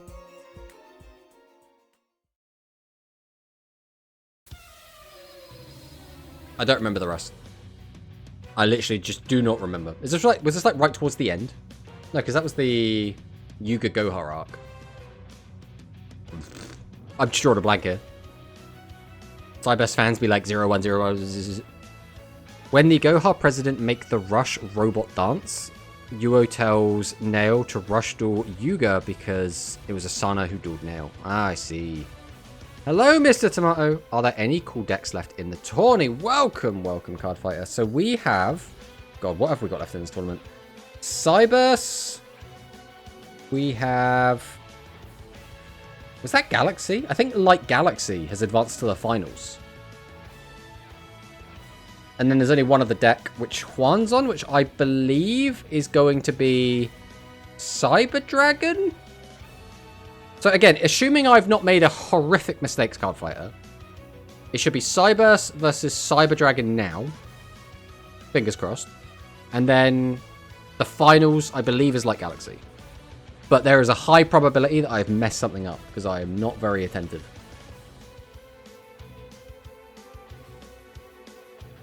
Alright, let's see. This game should be starting soon, although the other player hasn't actually made their way in yet. Neat! Is it me, or is it weird that Asuka and Yuna have a crush on Yuga? I mean, let's be honest. Yuga is... I kind of want to make a joke there, but like, Yuga's young, so I kind of don't want to make the joke either, because it's kind of weird. So I'm just gonna not. I think that's the safest option. Sometimes you just need to know when to just not. But yeah, I think Yuna's character works really well with it. And obviously, with Asuna, she was, you know, they always had a lot of chemistry, Asuna and Yuga, so I guess it kind of makes sense that the ancestor would as well if they're very similar. Oh! Is this Dragon Fusion? Did we miss that completely? Well, I don't think we've watched any of this guy's games yet, so... That means the two Cyber Dragon players got knocked out somewhen. We're going to have to go back and watch the VOD to actually update the spreadsheet properly, I think.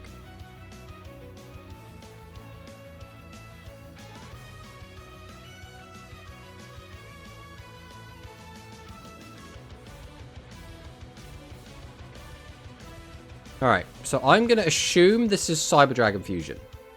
Which is also pretty cool, because that means it's made top 4, which means we will get to see the list at the end, which is really cool. Well, when it gets posted. Right, come on. Not Cyber Dragon. Dragiastar, let's go.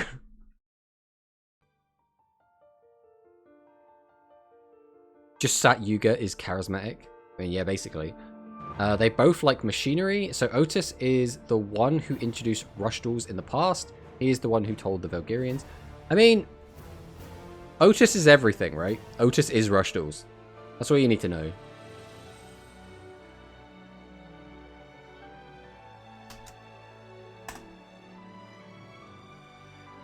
Alright. I mean, I really want to see this Dragius list at the end of this. I want to see how it looks.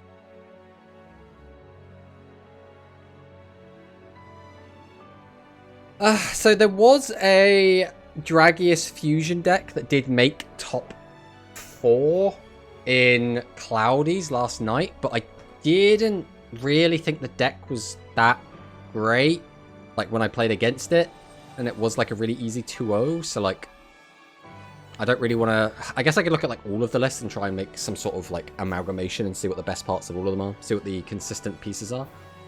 Because at the moment, this is just looking very similar to our deck. But, like, obviously ratios are going to be quite a big part of it.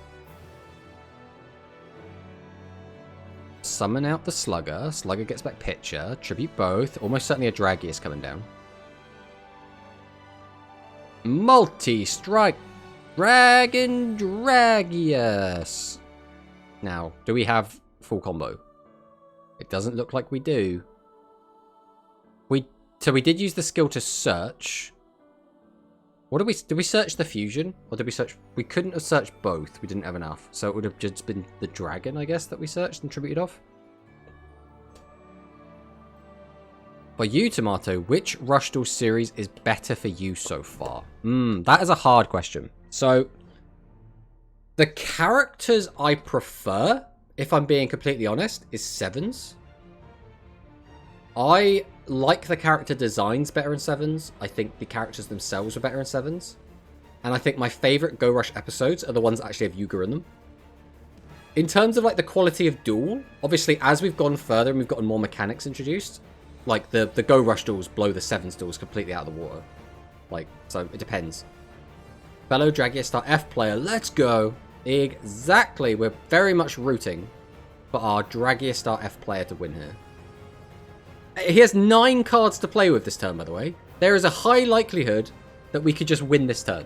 If the back row is dead, or if we can snipe them, we should be able to just win here. Now, he could be having a similar problem to what we had, which is we just don't have any boss monsters to actually get any plays going. We'll have to wait and see. So we have the double snipe, so we do get to pop both. One of those... In fact, none of those would have done anything in the face of an actual Dragiastar, because Recital doesn't work on level 9s. It's a really weird place to be in with the meta as well, because we have things like Recital, right? Recital only works on level 8 and lower, but now we have a bunch of level 9s running around. So it's like, well, do you still want to play it? Because if you play against level 9, that's not going to matter. But then it's like, but Cyber Twin is seeing a ton of play, and that's only level 8. So an anti-level 8 card is still really strong into that. Like, it's so awkward. Right, Tribute 2. Here comes the boy. So Dragius right now. Does this matter? Basically, making this fusion gives us an extra 600 damage. This isn't lethal at the moment. So in order to attack directly, Dragius can only use its piercing effect, so it doesn't gain any attack boost. So we'll attack for 700, and then we attack for 3000. That's game. There we go. So Dragius start is going to take game 1. We also haven't seen anything like crazy. We haven't seen any like insane techs. Like, it's not like, oh, this Dragius player is doing this insane thing, which is letting him win. He's basically just playing pretty much the same list we were playing by the looks of things. Again, we'll have to see his ratios at the end.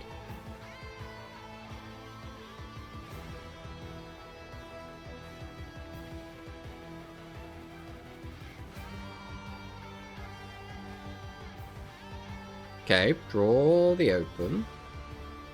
Where are we going with this? So blue player starts first, so Cyburst is going to be going first, which is not ideal. Like, really, you get an advantage going first, so we want the player, you know, we want the Dragius style player going first, really. Now, there is an argument to, like, Cyber Dragon is better going second, but, you know, that's very few and far between. Neither of these decks can play Essel either, so there's not going to be any, like, Essel shenanigans going on. So we're going to summon out our first boss, and we get out the Attribute. Are we going to activate Attribute? Is the next question. Wait, is this Dragius in top 4? Yes! This is the second time that Dragius has made top 4 since the new format's come out. It made top 4 in Cloudies, and it's made top 4 here.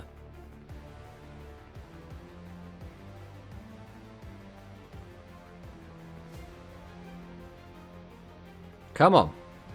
That's it. This is such a... This was turn 1.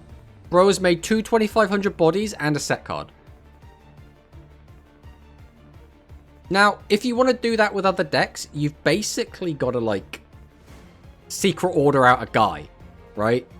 In fact, even if you secret order out a guy, it'd still be normal summon, tribute to get out a guy, secret order the other guy. That would be your whole hand. You still couldn't get a set card. Like, it's absolutely insane how good the Cyber skill is. Dragius being good is going to get people to buy the selection box.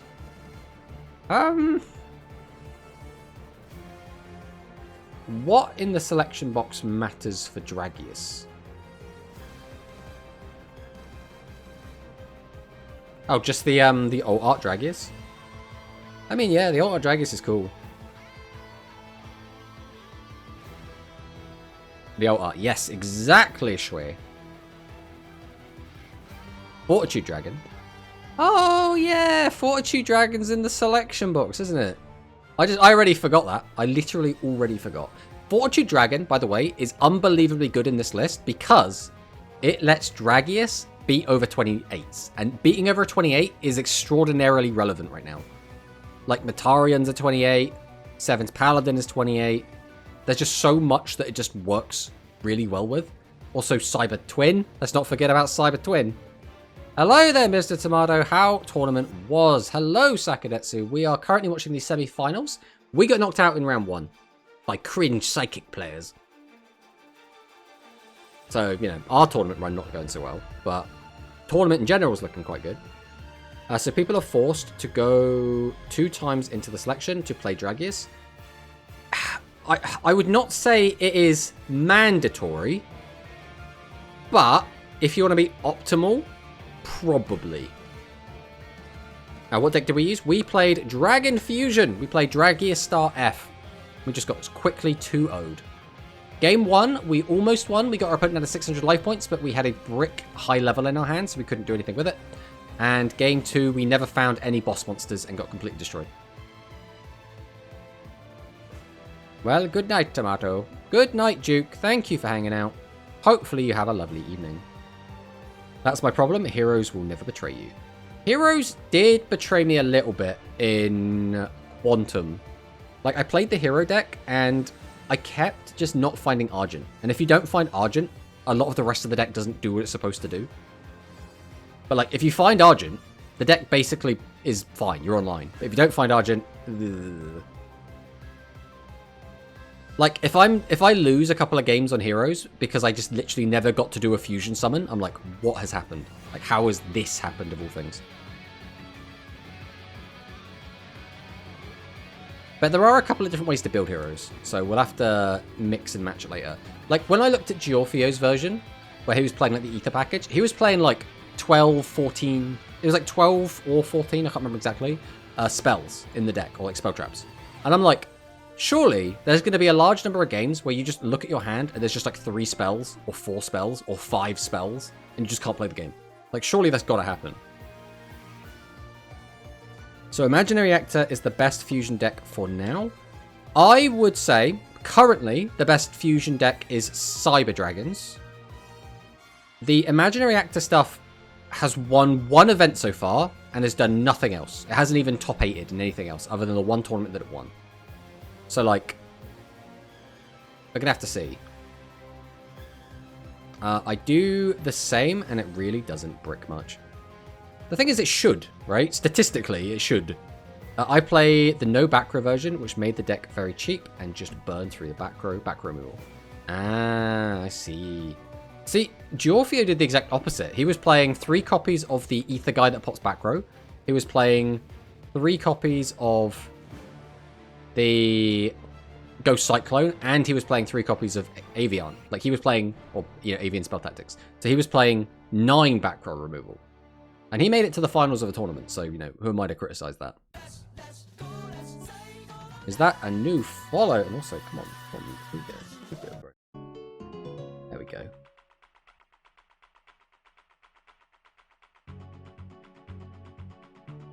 I see your I really like. Great video. Thank you. People wait for more support when character coming trust. Yeah, and no Tantalum, and no Starry Start. Man, I don't know how to build it best. I think you can get away with not having Tantalum if you play the entire Ether package, because then you can use Fast Striker as your out to the fusions, right? But you can't. You have to do one or the other. You can't do neither. Because if you do neither, now you rely on TSA for absolutely everything, and I think that's bad. I really like what it got censored. Good old censoring. Good old bot doing his job. He'll just keep censoring everything.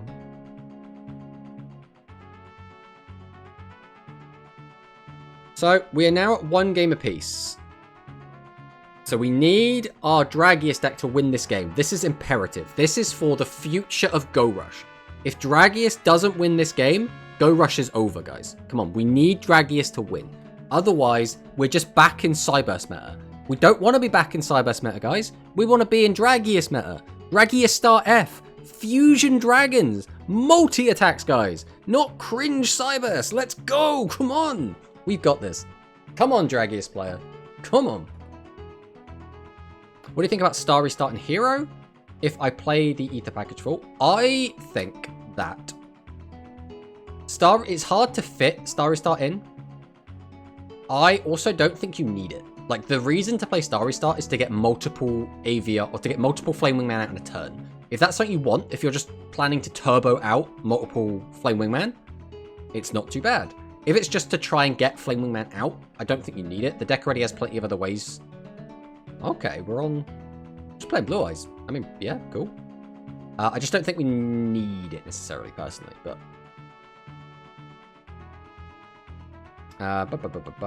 Is the Dragius Fusion even a win con? Yes! It can become a 3900 attack guy that can attack twice on monsters, or it becomes a 3000 double attacking piercer, which either way should be getting a lot of damage in, right? Still only one fusion spell. So fusion spell, because of the way the skill works, you can just keep recycling the same one again and again and again. So you can make the deck more consistent by only using one copy of the card, but like, if you want to do multiple fusions in a turn, you're going to need more than one, or you're going to have it set one turn. Then on the next turn, have it still set, activate it, and then get it back from the graveyard again to do the second fusion. I lost to Dragius start on the Cog rank up, so F them. RIP. Wait, do Imaginary Actor have counter fusion against Cyberse? No. They only have it against 5 in total in the entire game, so. Wasn't Dragius like the first meta in Duel Links Rush? Yes! But that was so long ago. They both Ulge. I mean, that's the thing, right? They only counter dragons, spellcasters, warriors, which are like the 3 most common, right? And then dinosaurs and reptiles. And that's it. That's the only things they counter. So they don't even have like an anti-machine card. Alright, we did manage to snipe away that slime, which is pretty big. That is really big. That is really, really big. Rock Fiend. Oh, those are the 2 new ones. I haven't looked at any of the new stuff that's been released. 2 big fusions that revive your lower fusions. Or is that... Are they... Oh, I don't remember there being a Rock and a Fiend one. Also, why would they do a Rock one?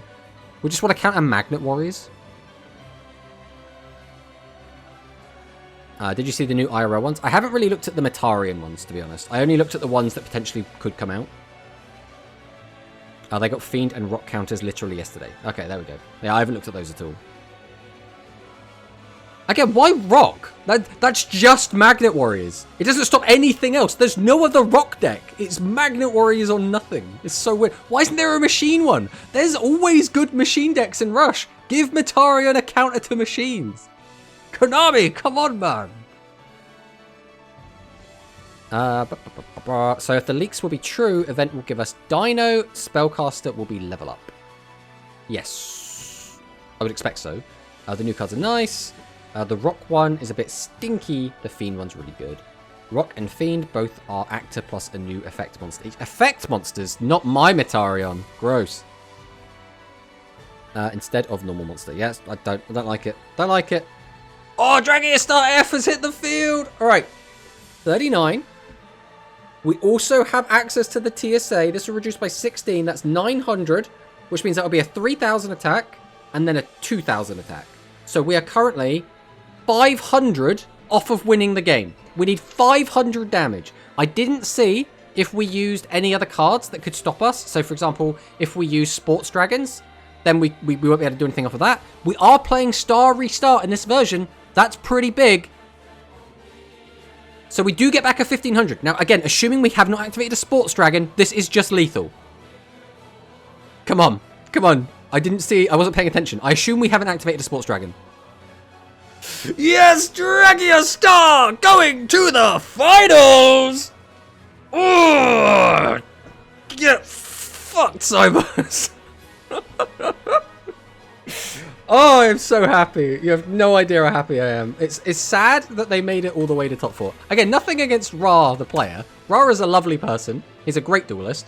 But stop playing Cyberse! Stop playing Cyberse! So that means our final... is our final actually Galaxy versus Dragons? Is that really the final? That is awesome if that is the case. Oh, that is great. That is so good. That is so good.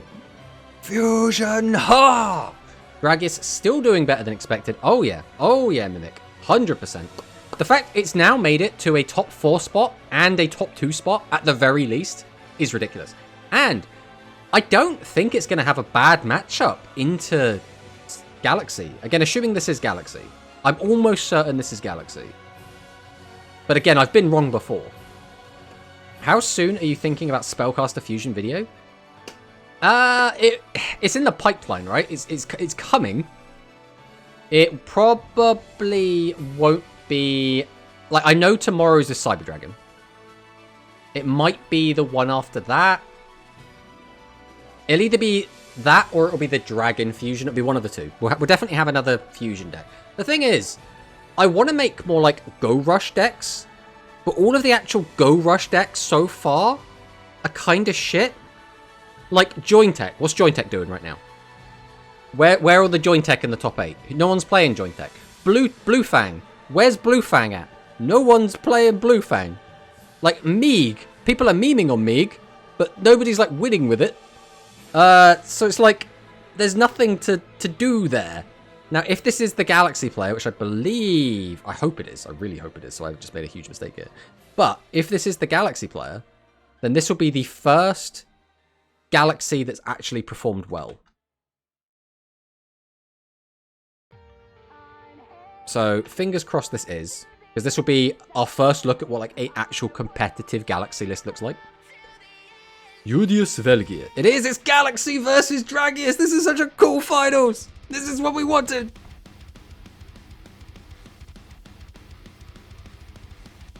Most reasonable Cyburst hater reaction. That's completely fine, don't worry about it. No more Light Machine versus Cyburst. Thank you. Thank you, Konami. They know what they're doing. We just need to put more faith in Konami in the future. I thought Jointech and Blue was just random monsters. They're supposed to have their own decks.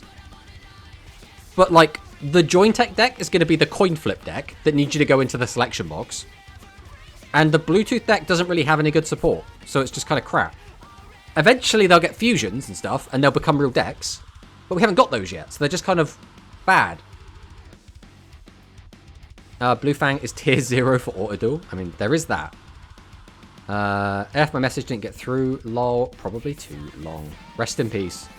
You have to break it down, Corono. You have to just give us little bits at a time, I guess. A deck is actually cool. There is no Sidra. I mean, we had at least 2 Sidra in top 8. I think we missed one Cyber Dragon. Or should I say, I think there was one game we didn't get to see what they were playing. I'll have to go back through the VOD later and have a look, but I think we only got 7 of the 8.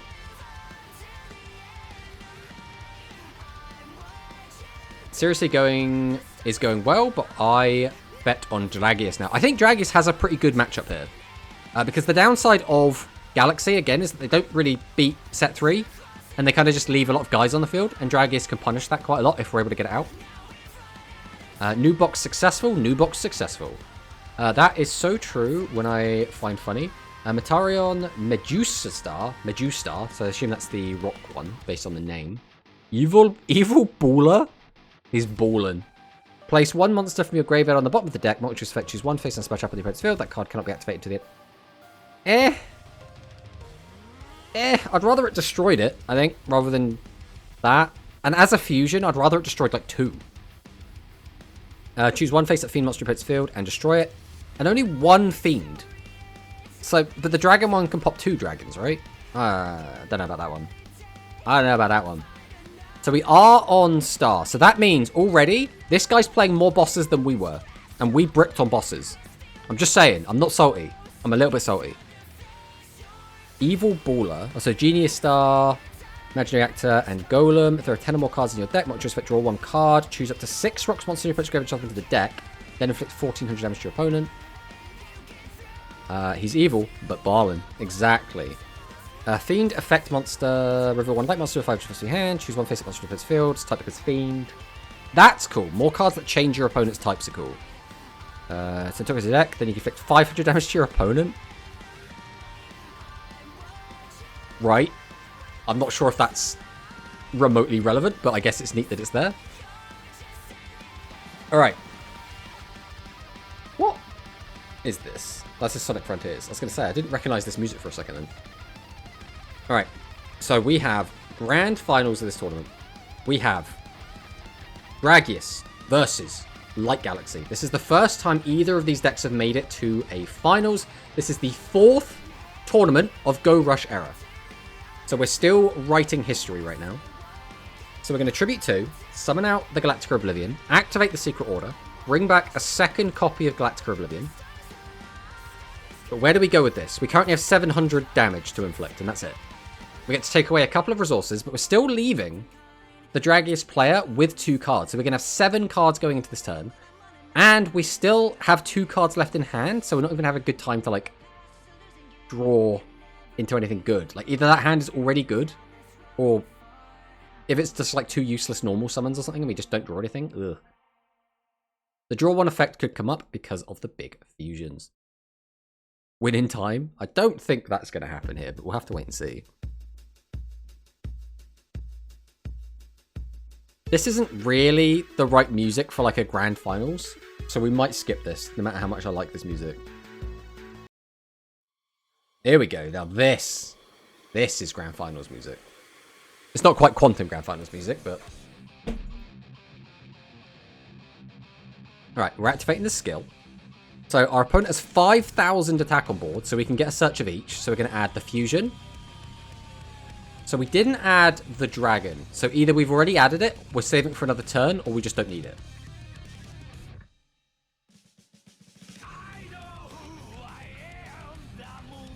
So we should have a Fortitude Dragon activation to reduce the attack of one of these guys. So that reduced it down to 21.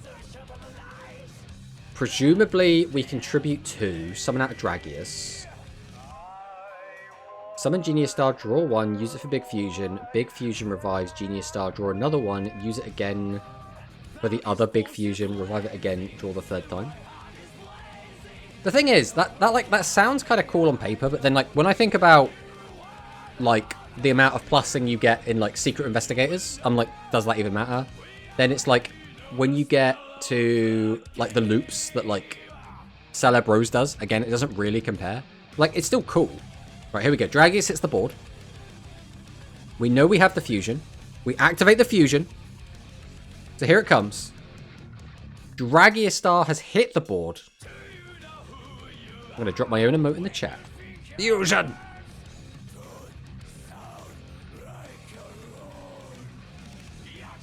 So, where do we go with this? We can boost up to 39. We can attack over both of these guys. We'll get 14 in off one. We'll get 18 in off the other.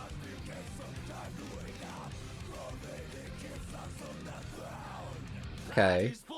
So we would have gotten 32. And now we're going to get 9 plus 25. So it was more damage. But not by much. And we got to clear the whole board. So we're going to summon out Tricorn. Turn off the back row. Activate the second Secret Order. Bring back from the graveyard the Galactica Oblivion, which is now big enough to clear the fusion. So we drew both Secret Orders! Right, this is not going to be like lethal or anything, but that is pretty nuts. Turned off the back row. We'll clear the whole board. The Dragius player is going to have only the 5 cards they draw for turn to work with. But that's Polly on the emote. But we'll get Polly in Rush eventually. It's coming. Just you wait. Dragon install. Guess the hand was good after all. Imagine if the hand was like both of the Secret Orders. Just imagine that. So close. Exactly. Right, where do we go with this? We've used the skill. We added both. So we didn't grab the dragon before, so we could do it now. And we do now also have access to the fusion. So we could now tribute both for a Dragius if we're just built different. Because this was our difference. We never got to like find our Dragius regularly when we were playing this deck. Dragius comes down. So unless we had to tribute. Oh no, don't tell. We had to tribute. We had to tribute a. So now it's going to come down to what that back row is. So there is no information. One of those back row, one of the 2 side back rows could be a fusion. That is all we know. Oh no! He sniped it! Okay, that's still fine. We're living. We living, boys. I don't know why I'm rooting specifically for the Dragius player. I would like either of these guys to win. The Galaxy have some buffer currently. Like, their hold seems a tad weak. What do you mean their hold seems a tad weak? You're gonna have to break that down for me, my friend. This is so close, bro. The Galaxy player has nothing. That is an open board. This has got to be lethal. You don't summon this as an attack unless you've got a tribute. Any tribute does it here. A Dragius, Blue Eyes White Dragon. There's no way he's on another copy of Star Dragon. It's just the second Dragius. Oh, so Dragius goes up 1-0 against the Galaxy player. Let's see what happens in game 2. It's another bot. Gross. Get out of here, bot. We had a lovely period where my bot was stopping their bots. And now it's stopped doing that now. Limit 1 trap. The limit 1 trap is really cool. I find it... So I'm not actually playing the limit 1 trap just because there are so many like spell traps to fit in that it's difficult. Without playing like just 12 spell traps. I really want to see this guy's list. Also, notably, he's on 31. So he obviously found difficulty fitting everything in as well. Threshold. Threshold seems a tad weak. It seems like they can't get across certain life points no matter what. So Galaxy are going to be one of those decks that is going to have to rely on TSA. They just are. That's just a thing, right? They do not have the ability to like... see, this is where Meteor Charge just feels kind of bad. Like, if he's got a 0 defense and we just get 3200 damage in, sure, that's great. But, there we go, 3200. Sure, that's great. But, like, we've got one boss and a single back row. We have a card stuck in our hand, which is almost certainly another high-level monster. So we flip up our Fortitude Dragon. We can activate Fortitude Dragon if we want to. So this is only going to get us 1 search, because I believe it's 28 would get you the 2 search. So we can use this to grab the fusion. Activate the Inferno, pop the back row. It was just a Hammer Crush. Also, why are we playing Hammer Crush? Oh, are we... Wait, are we playing Hammer Crush Deal? Did I miss this? Is this Hammer Crush Deal? Or is this the order version of the deck? If it's Hammer Crush Deal...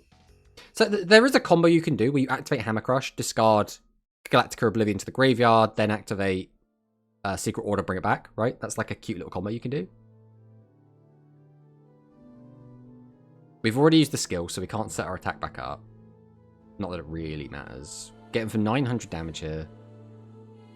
So, what's the scary thing? I guess another big piercing attack is kind of it. If he win, I dream ticket another Dragius, even if I can't use it. Snowfield Crash 2. He can't be on Hammer Crush Deal if he has the fusion skill. Well, that's the thing, I haven't seen his skill. Well, obviously, I'm talking about the other one. I'm talking about the Galaxy player, not the Dragon player.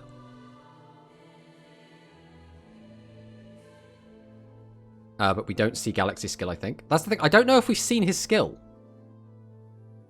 But, like, if he had Hammer Crush Deal, he would have used it last turn, right?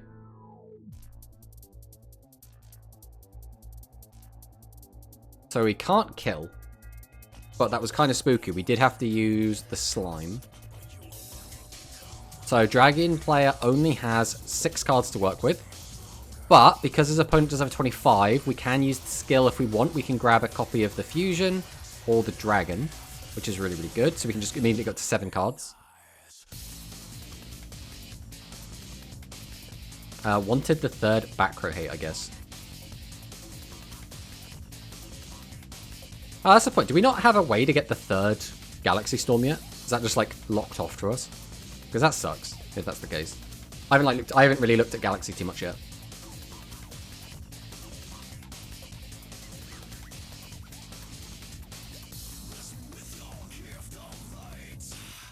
Now, where are we going with this? That's the next question. We only have 2 yes. Not a fan of that. Not a fan of that. So, Ursus, you played Machine today. Who was playing Galaxy? Oh, Dwan was playing Galaxy today. It'd be interesting to get Dwan's opinion on what he thinks of this Galaxy deck. And if he would change his at all.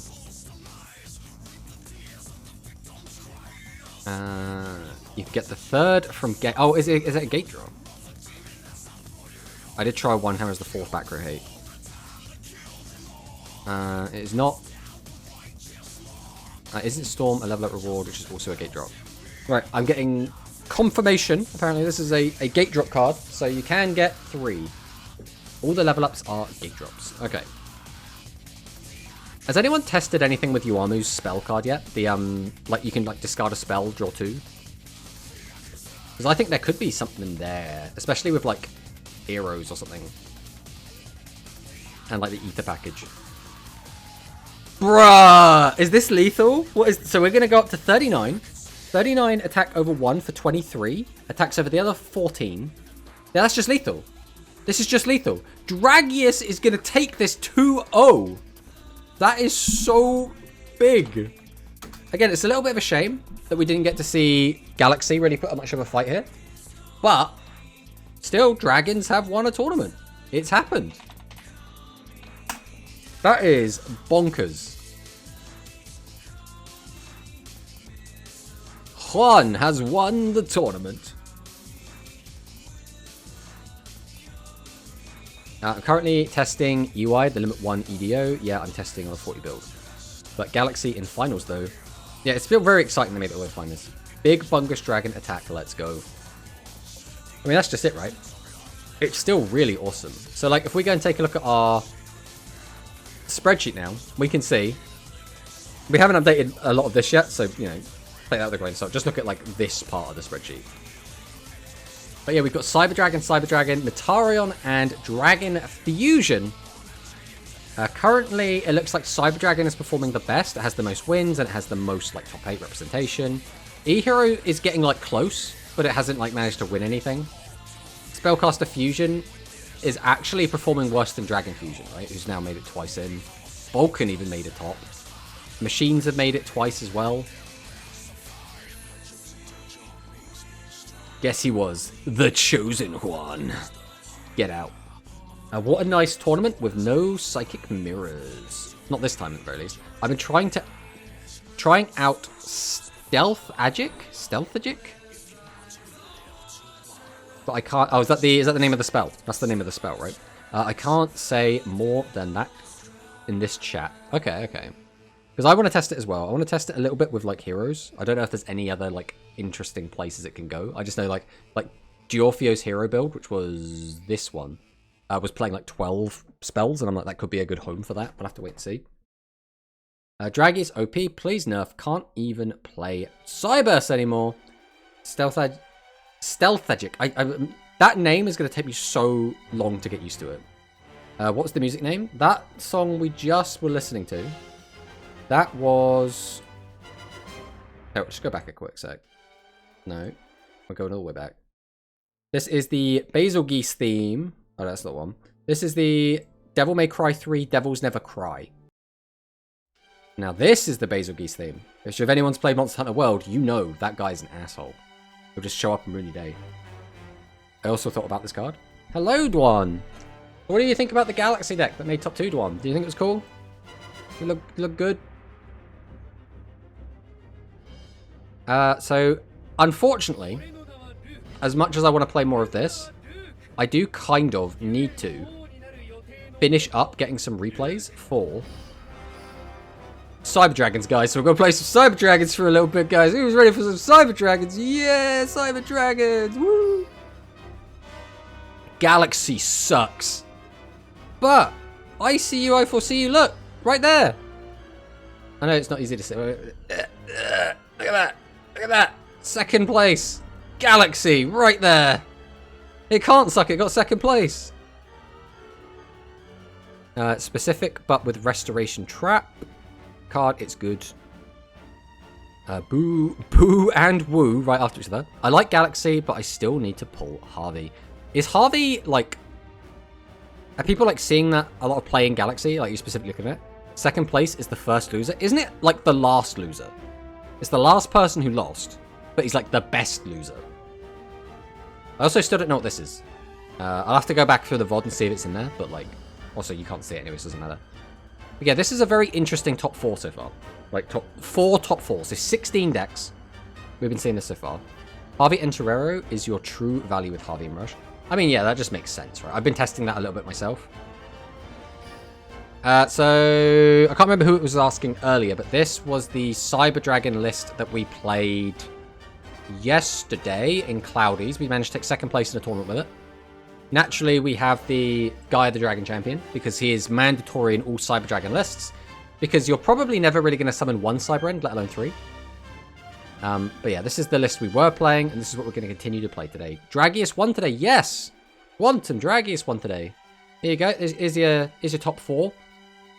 Dragon Fusion, which, by the way, I'm not really sure what we're going to standardize these names as, because part of me is like, we could just call them by their, like, fusion names, right? In terms of, like, so, High Dragon or Magical Knight. But, like, Spellcaster specifically is a bit weird, because they don't have that many Magical Knights, and eventually they'll get actual Spellcasters that they use as their fusions. So I guess that will probably just be a different named deck. But yeah, at the moment I'm going with Dragon Fusion. What did Cyburst lose to? It lost to Dragons! Lost to Dragon Fusion. Galaxy managed to beat Cyber Dragons, and Dragon Fusion managed to beat Cyburst. I think the only deck we don't know is the deck that Dragon Fusion beat in top 8.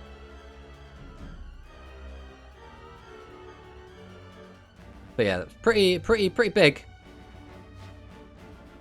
And now, we're just going to hop in to do some ranked with Cyber Dragon, because I need to get some more replays.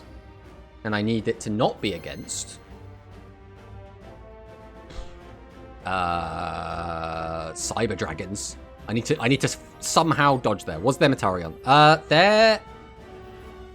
There was, I think there was one Metarion in the tournament, but he got knocked out really early. And there was Ursus playing his, like, Metarion engine again. Brad's vid was literally also, I mean, so far our experience playing has not been much different. It is basically the Sidra channel. Alright, we're gonna just get this out, because I don't really see a reason not to. I am gonna keep the Assault, just because it's really good into Cyber Dragons.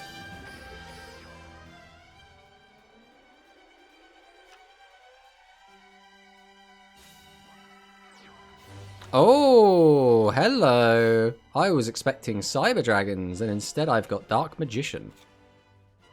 Adds the DMG to hand. That turns on the skill. There was a Metarion engine in Innovator. Yes.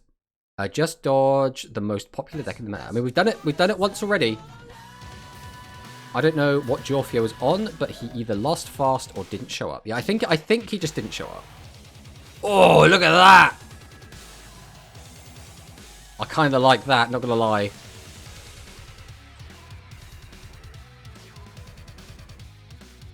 Now, we can't actually stop any of this, so we're just accepting our punishment here. Cyber Assault as well can pop this, but then it will just make this bigger, so it's a bit awkward.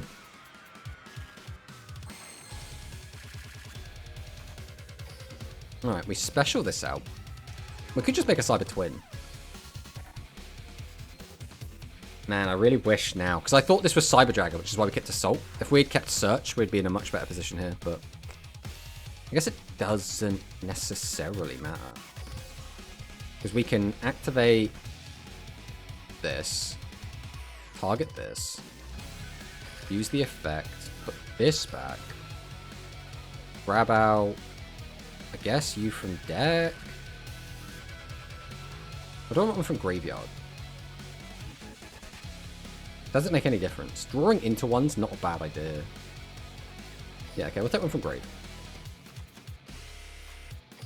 Normal summon. Then I'm going to summon out my cannon, activate its effect. Don't think it matters what we reduce here. We have to make sure we attack over this one first, so I'll reduce that just to try and remind me. Activate Fusion. Go for the Cyber Twin.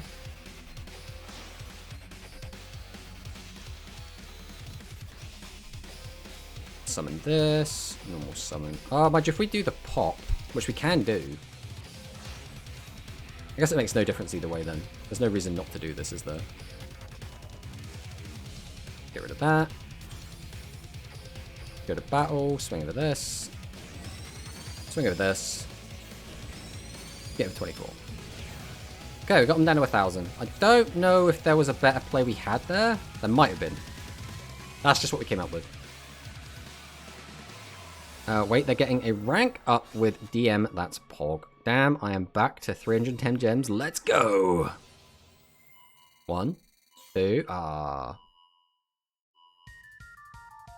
I think there was a world where if he just didn't find DMG there, we are in a potentially really good spot. Now it's going to come down to, does he have... Okay, that outs that. Okay, we're going for the back row. Wait, he's not attacking over this? Why not? Has he got... Is the reason he hasn't done that because he has... Does he have the back row that reduces my attack?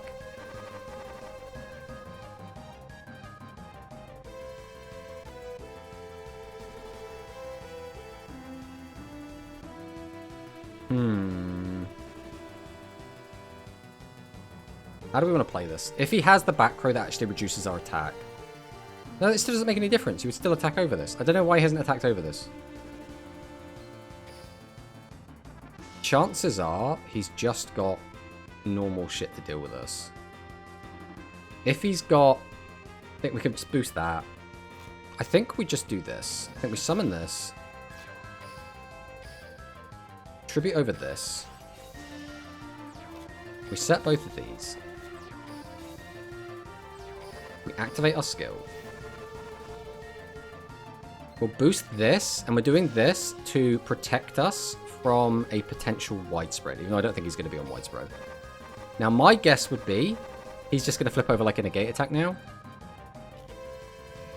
Okay. Which is fine. There wasn't really a better play we had. Our board is huge. The only way we really die here is going to be what, like TSA? Probably a big TSA play is how we die. Are you going to fall for the bait? Always. Always fall for the bait, Shui.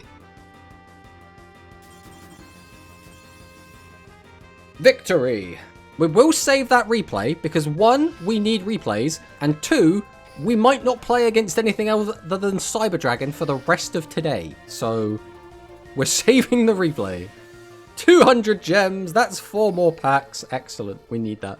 What is this? Set Sparks! Oh, we still need the Udia skill. Now, obviously, we can just go and get the skill, right? That's not an issue. But I would like to get it from a drop. I think that would be really cool. I'll take 20 more gems. Thank you very much. Take another 25 gems. Thank you very much. And we'll take another 10 gems. Thank you very much. You'll probably notice we haven't been playing rank very much recently. So, fortunately, he was on his rank up to 5, not his rank up to Cog. So we didn't stop his Cog rank up. Damn, you almost matched the riches of Corey. Oh, bro. It's so, like... Because I still have more packs to open. We haven't got 3 of absolutely everything yet. We've got enough that we can play every deck. That's not an issue. But, when we run out of those selection packs, that's when it's going to get a bit dicey. This hand is a little bit yikes, guys. I'm not going to lie. What fixes this hand? Like, exactly Cyber Dragon. What are we against? This is probably... Whenever we see an Arco skill, we're just going to be like, it's a Cyber Dragon. The gift event still hasn't got my Starlight rarity. I'm very impatient right now. I believe that you are entitled to be impatient, Shui. Okay, set the 1 card. Where are we going? Where are we going with it? Set in the back. Monster defense. If he's playing Cyber Dragon, he might not be able to empty the whole hand. The more cards he leaves in his hand, the more likely he's playing Cyber Dragon. It's heroes. Okay. Right, Cyber Dragon off the top. Let's go. Cyber Dragon. Cyber Dragon. That's not a Cyber Dragon. That's not great.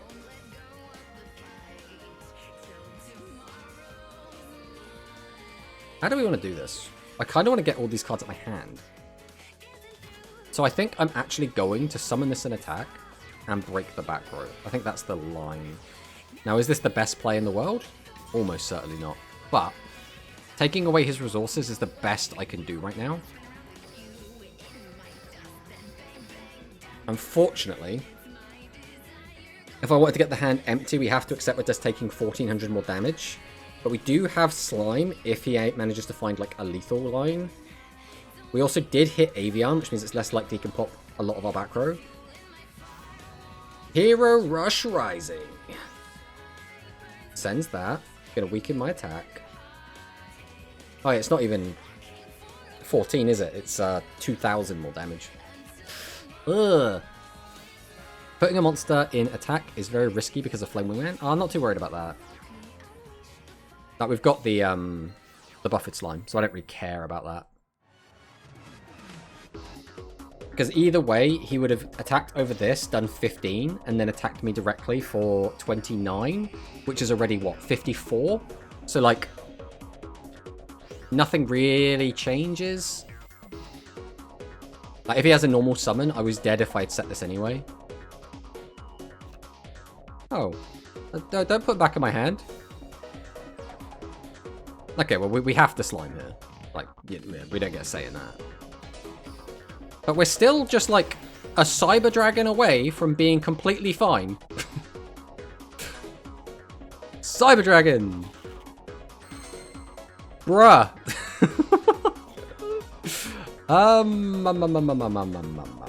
Bro, we are just... Where's Cyber Dragon at? Even a Proto would have been fine here. Like, either. There were 6 cards that we could have got to be completely fine. The problem is, whatever we summon, if he just has access to a fusion, we're just dead.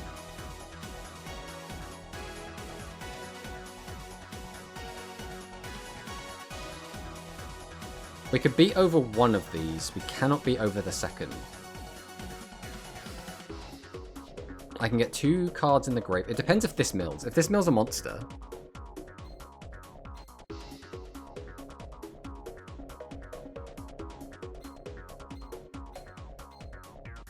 Alright, let's YOLO this. Let's just YOLO, because if we lose, it doesn't really matter. We don't really care. Because we're just farming replays right now. Alright, that was a monster. That means we can reduce... We're only going to get 2 attacks in if we summon that out. So I might as well... Well, this is the one that's going to get hit. Well, I guess I'll do it to this. Activate, do that. I contribute 2. Still have that out. That clears that. That hits that.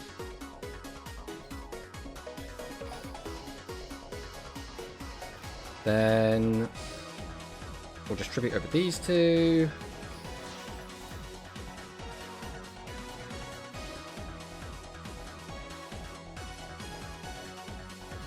There's like no good way to do this, which is like the most annoying part.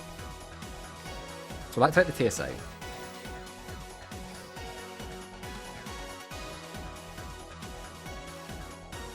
Reduce this thing down. Then it comes down to, do we do that? I think we are going to do this, just because I don't want to, like, randomly die to not having enough monsters. So we're going to put this back. We're going to grab this out.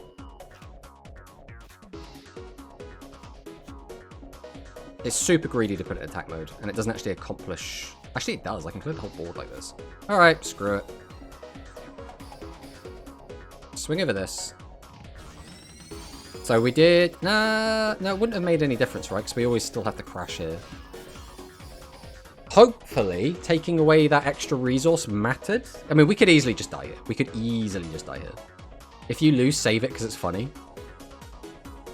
I mean, it's one of those things. If it was like a close game, or like I get absolutely blown out, one of those two, that's when we like save the replays. Oh, don't pop my fusion. Wanted that.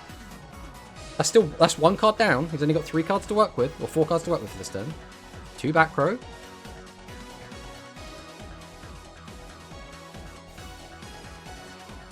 Okay, he's going to clear that. What's the last card in hand? Why would we even bother summoning that? We just want to put more cards back in the deck? Yeah, fair enough.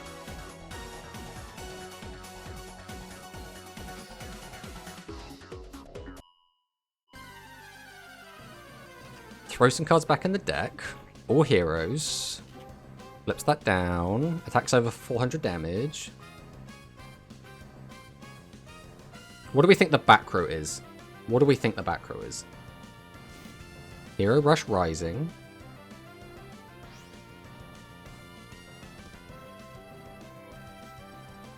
Okay. So you must be very confident in your back row then. Because, like, Cyber Dragon's kind of a deck that can just kind of kill you out of nowhere.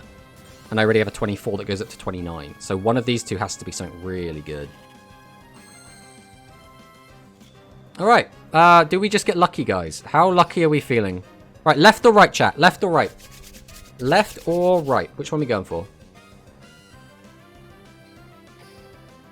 He's got all of his traps live.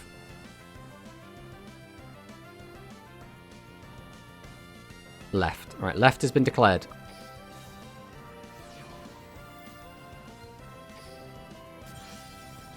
Boys, you're geniuses. You are the smartest players on the planet. How do you do this? So now all we have to do is dodge that last card being exactly Slime.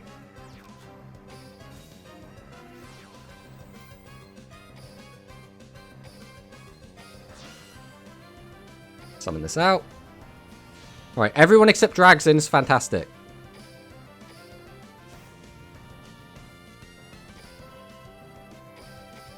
Swing!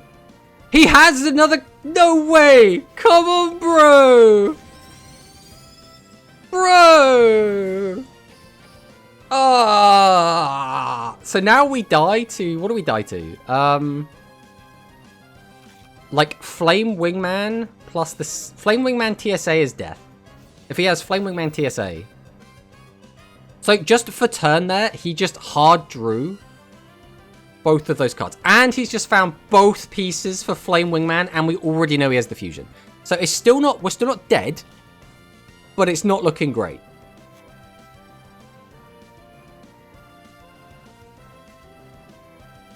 Isn't Flame Wingman game already? No. Wait. 24 plus 2. No. Right? He would get us down to 18. That would be 300 damage plus the 24. That's 27. So we're on 300 life points right now. Unless I'm missing something. But if he has a TSA, we're just dead. Or if he's a Tantalum, Tantalum's also just super dead. Bro, he... So, he drew for turn, double back row to survive, and then hard drew Argent, which just ripped immediately off the top both pieces of Wingman, and hard drew the Tantalum as well with 2 normal summons on top. Bro.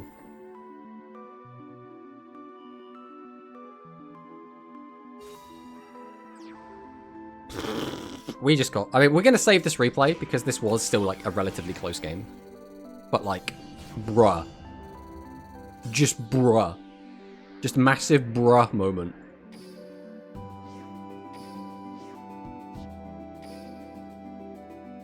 Sometimes you're just Jade and Yuki. Sometimes you're just the protagonist. And you just can't beat the protagonist.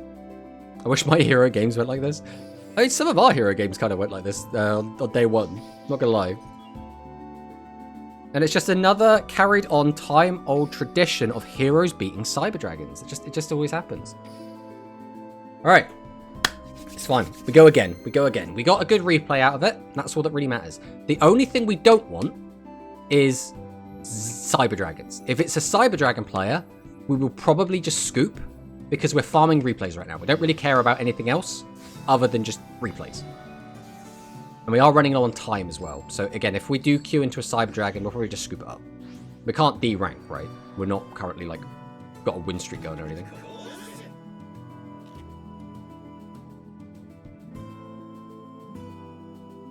What have you got for us today? I need to know if you're playing Cyber Dragons. If you could let me know right now, we could save us both a lot of time. Maximum over, bruh. They're just goated. You're just so right, JD Scrub. You're so right. It's like Master Duel when the opponent has the out to literally every card in your hand. I mean, it just happens. Hello, Tempest Zero. Welcome, welcome. We have just finished the Angel Cup, and we are now playing some Cyber Dragon on ladder while we farm replays. That is the plan for the Cyber Dragon video we'll be releasing tomorrow. Little peek behind the curtain there. How did it take so long to work out you ought to set a card? The thing is, I'm pretty sure this is just going to be Cyber Dragon War again. I can't do that how I want to do it anyway. So I'm going to summon Boltricorn. Activate Boltricorn. Turn this off. Summon Proto. Tribute Proto. We'll summon out Avant Wolf. Set this. There's no reason to do that, so I go straight to battle, just swing. Okay, it is probably Heroes again.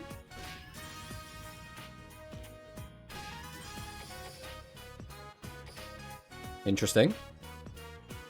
Bro had like a full fusion ready to go.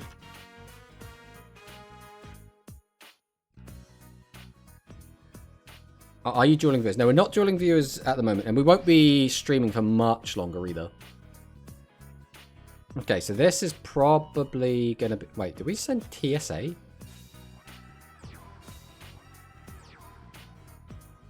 Just go for Tantalum here? Why did we send TSA? Boost to 29. Set 2 back row, go to battle. I think I'm going to do this. This is like such a big tempo swing. If we had a Cyber Dragon in the graveyard, this would be perfect. I mean, we can get a Cyber Dragon in the graveyard. Is there a reason to get a Cyber Dragon in the graveyard? Almost certainly not, right? We literally pop this. I could go... There's a really funny play, but it loses to any back row. Do we just go for the funny play? Of course we go for the funny play. Why wouldn't we go for the funny play? Tribute to Summon. Tribute to Summon. Activate the skill. We will boost this. Yes, I would like to use the additional effect, please. I would like to send... How many are we going to have in graveyard? Plenty. We'll pop this back. I would love to have this fusion card. Activate fusion. Going to combine this and this into this. Then I can activate Cyber Assault, put this back, pop this. Now, this is lethal. So do I even bother using either of these? I could just set both. Like, what's the punish? It would be, like, exactly widespread ruin. Like, everything else is just... Like, everything else would, like, keep him around anyway. I guess we'll just go battle. I'm expecting a negate attack or a slime. There we go. Buffered slime. So now we attack again, see if he's got any other delay. No delay. So we know we're good to go. So I think not activating entry was the play, because then we can use it for next turn. Having entry, we know we've got a Cyber Dragon on top. We know we have a Cyber Dragon in the graveyard. Now, could you look at 2 of my replay at the end? One is a rush match, which went pretty well. Till literally the last attack, where Duel Links just changed the target without me. And the second attack was an auto match versus NPC. Yeah, we can do some replay after this. That's fine. Ah, I want to keep that. Oh, so he's got a fusion going. Again, the fusion on its own doesn't really mean much. Okay, he's only getting the +1, and it's the forced +1, so that's fine. Summons it out, uses the skill, gets back the fusion, or gets the fusion. I don't think we've seen it yet.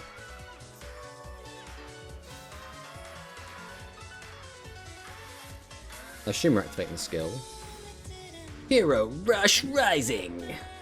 Right, the most annoying thing he could have here, that's actually pretty good for us, all things considered, is if he has Tantalum and a normal summon in hand, that breaks this board effortlessly. So we just have to hope he doesn't have Tantalum and a normal summon. We just need to hope that is not the case. Hello, Mr. Tomato. Did anyone break like Galaxy yet? It did take second. It was Tantalum in a normal summon. Fuck. Yeah, it came second place in a tournament today. I wanted to show a replay, but apparently you saw my vid, so you've probably seen all of them. Yes. Okay. We've already searched Fusion, I believe. Yeah, we did. So we can't get another one.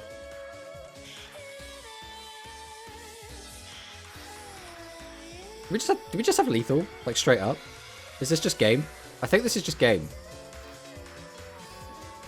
We do this. We bring that back. So we have to normal summon the other one. So we go Tribute to the Doomed. We'll discard this. And we'll target... Which one actually gets weaker? That will go down to, by 14, down to 11. This will go down by 12. So we get rid of this. We'll summon this. Activate entry. Bring back Cyber Dragon. Activate TSA.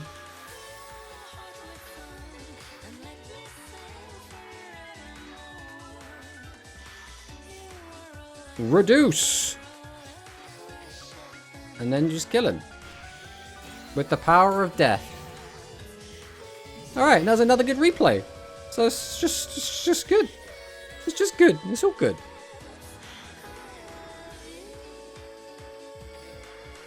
Alright, and that's a good amount of replays. Alright, anyone that wants us to watch a replay, we'll watch replays. We're gonna do replay watches. Oh, another skill! Come on! It's bloody light rays drawing! Ah! Where's the good skill? There's one good skill that we're after. We will not get it. Again, I know we could just go and get it whenever we want, but I really want to just win it. I really want to earn it. Oh, great. We got some coins. Thanks, Konami. I appreciate my 500 gold. Alright, let us jump over and check out some of these replays. Watch my middle one. Hello, Promanicus, by the way. Also, Promanicus, right? I know you sent me a message last night.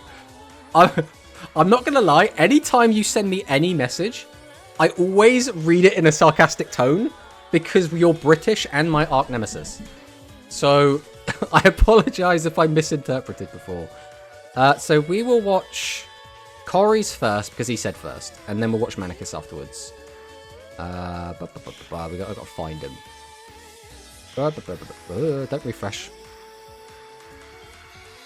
Nightcrawler, there we go. So we wanted the first two. Right, we'll jump in here. It's fine. It was late. It happened. I didn't want to. I didn't want you thinking that like I was just being a dick for no reason. Yeah, the first thing is my list. Watch my middle one. Might as well show the third replay because it's cool. Wait, all British people are your enemies? Yeah, that's how that works, Yami. British people will always act like they're your friends, but they're actually all really, really sarcastic. Why is Nightcrawler up here? Isn't that a bit weird? Don't we usually see replays from the other perspective? Okay, so this is Blue Eyes Monarch by the look of it, playing against heroes. Summon out the Avian, summon out the Bestinatrix, activate the Fusion. Oh, is this one of our songs that's the dead air at the end? Yeah, of course it is. Skip that. Go into the Flamewing Man, and it's a nice little silver Flamewing Man. It's not quite as sexy as our gold one, but it's still pretty cool. I see how it is. The British have a lot of enemies. It's the way we've been living our lives all of these many, many years. So we fuse together into Ether F Striker. Activate its effect, put those back on top. Card Restoration. Card Restoration is an interesting one as well. I want to test this card a bit more. I know that, I think it was Ursus has been playing this card. I'm not sold on it yet, especially just because trying to find room for that many spell traps is really, really hard. Hello, Tim Bob. Welcome, welcome. Thank you for the follow. Of course, watching some viewer replays at the moment. So what is Nightcrawler going to do in response here? We're going to activate Talismanic Seal Array, put back 2 fusions and 2 of our vanillas back into the deck, reduce down 800 attack, activate the Ghost Cyclone, and because of Talismanic Seal Array, we emptied our graveyard, which did get us the draw. We then summon out both monsters, use the skill, send our Avian to the graveyard, Avian Spell Tactics, gets us the fusion and weakens further, then we fuse into the Flame Wingman. So this is lethal, and I assume we're going to attack the wrong target. There it is. But yeah, this was game, right? We our finger slipped. Something went wrong. No, he's actually playing Reactor in this deck as well. That's interesting. But yeah, we know what really happened here. We know who really won this game. I thought you didn't want to draw cards. What's the context there? And then we'll watch the other Nightcrawler one, which will be the second one down against Bella. That's the actual worst. You don't swipe to attack. I mean, I swipe to attack. I'm excited for Metarion. I mean, Metarion has already won a tournament, and it hasn't got all of its cards or its skills yet. So that is actually terrifying. Because, Waltzmaster, Metarion plays like Overlord. This is a speed game. I mean, we'll watch a speed game. But this is a speed game. Crackdown. So we're going to pinch a Shine Ball. Okay, so we've been told the NPC is going to do things. I'm not going to lie. I usually just slap these on auto duel and then just don't even look at them.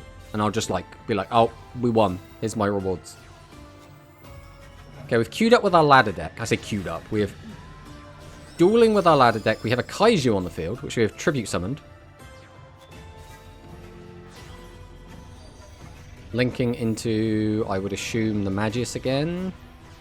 We probably don't need to watch the animation, realistically. Go into Magius, link those off into the Regulex. Are we going all the way? Go back into Magius.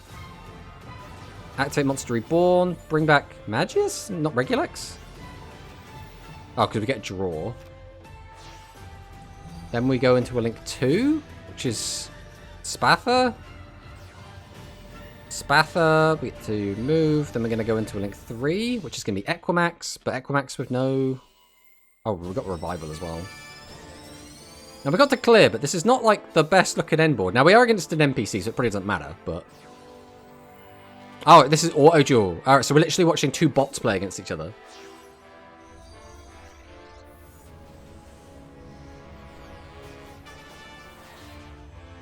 Okay. What are we making here? Rastaliger, okay. Guys, it's access code at home. Go get him. Never give auto duel an extra deck. Oh yeah, whenever so I made a an Orcus deck just to play against God, the plant guy in the raid duels.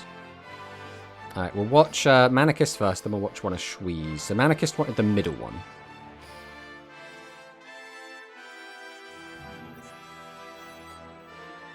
Alright, Scarlet versus Manicust. This is a low gold game between Udius Velgear and Yuhi Odo.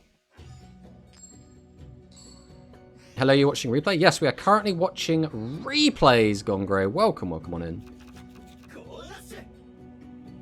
Alright, Scarlet's going to start with a set 4. Not a particularly good turn 1.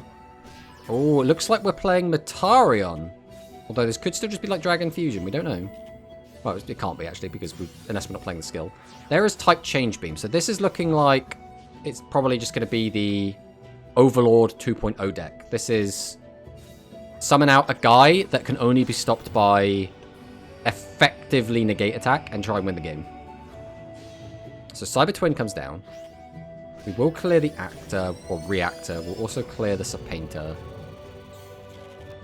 Draw to 5, activate Reincarnation. This will now turn on Reactor, which is just Pot of Greed. Summon out the Reactor, Barrage of Steel pops the back row, activate it to get Pot of Greed, and we hit the Legend Trap, which is actually huge. Star Restart will get us everything we need to perform a Fusion Summon. We are going to be making the Dragon Fusion, which is still pretty good, but it's not quite the Warrior one. The Warrior one is just like, you're dead. The Dragon one is like, I'm gonna just mess you up real bad. All-seeing Harvey. Oh, just look at that. It's a cyber. That is gone.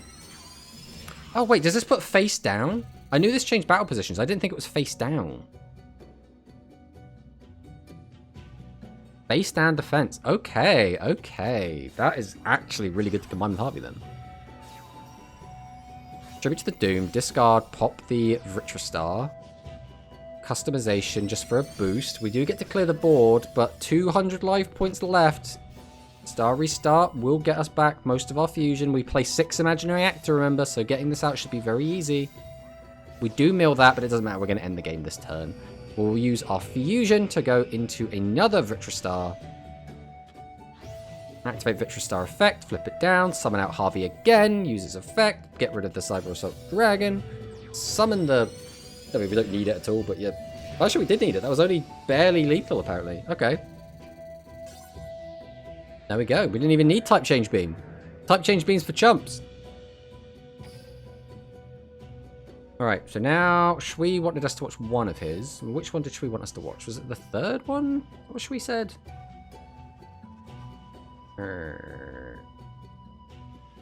Using the trap to draw 5. I thought you would empty your hand. So drawing to 5 or more is good because on the turn you'll still draw a card.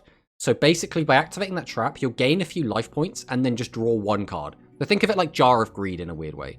A third because it's cool. Okay. Let's see what this is. Sufkubgibuga. Street Fighter Community Game Boy Advance is this guy's name. That's what we're going with.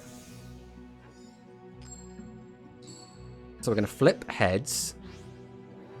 Shui will be going first with Yuamu. This could be High-Tech Dragons. We'll have to see. Hello, Sean. Welcome, welcome to the chat, my friend. Hey, we gotta give a shout out to Sean while he's here. We've always got to give a shout out to my man as I try and spell the name. Yeah, we got it. Right, so we have the Barrel Dragon comes down. Piercing Dragon Bunk. What is this list? Is this just like aggro / good stuff? Here we go for the pop. We do find the pop. We pop the defense monster. We are going to get through all this. So this is just heroes versus Pile. Tomato, are you playing in Grand Tourney today? Yes, I do plan to. It's a 7-shift deck. What does that mean? What is a 7-shift deck other than just level 7 good stuff?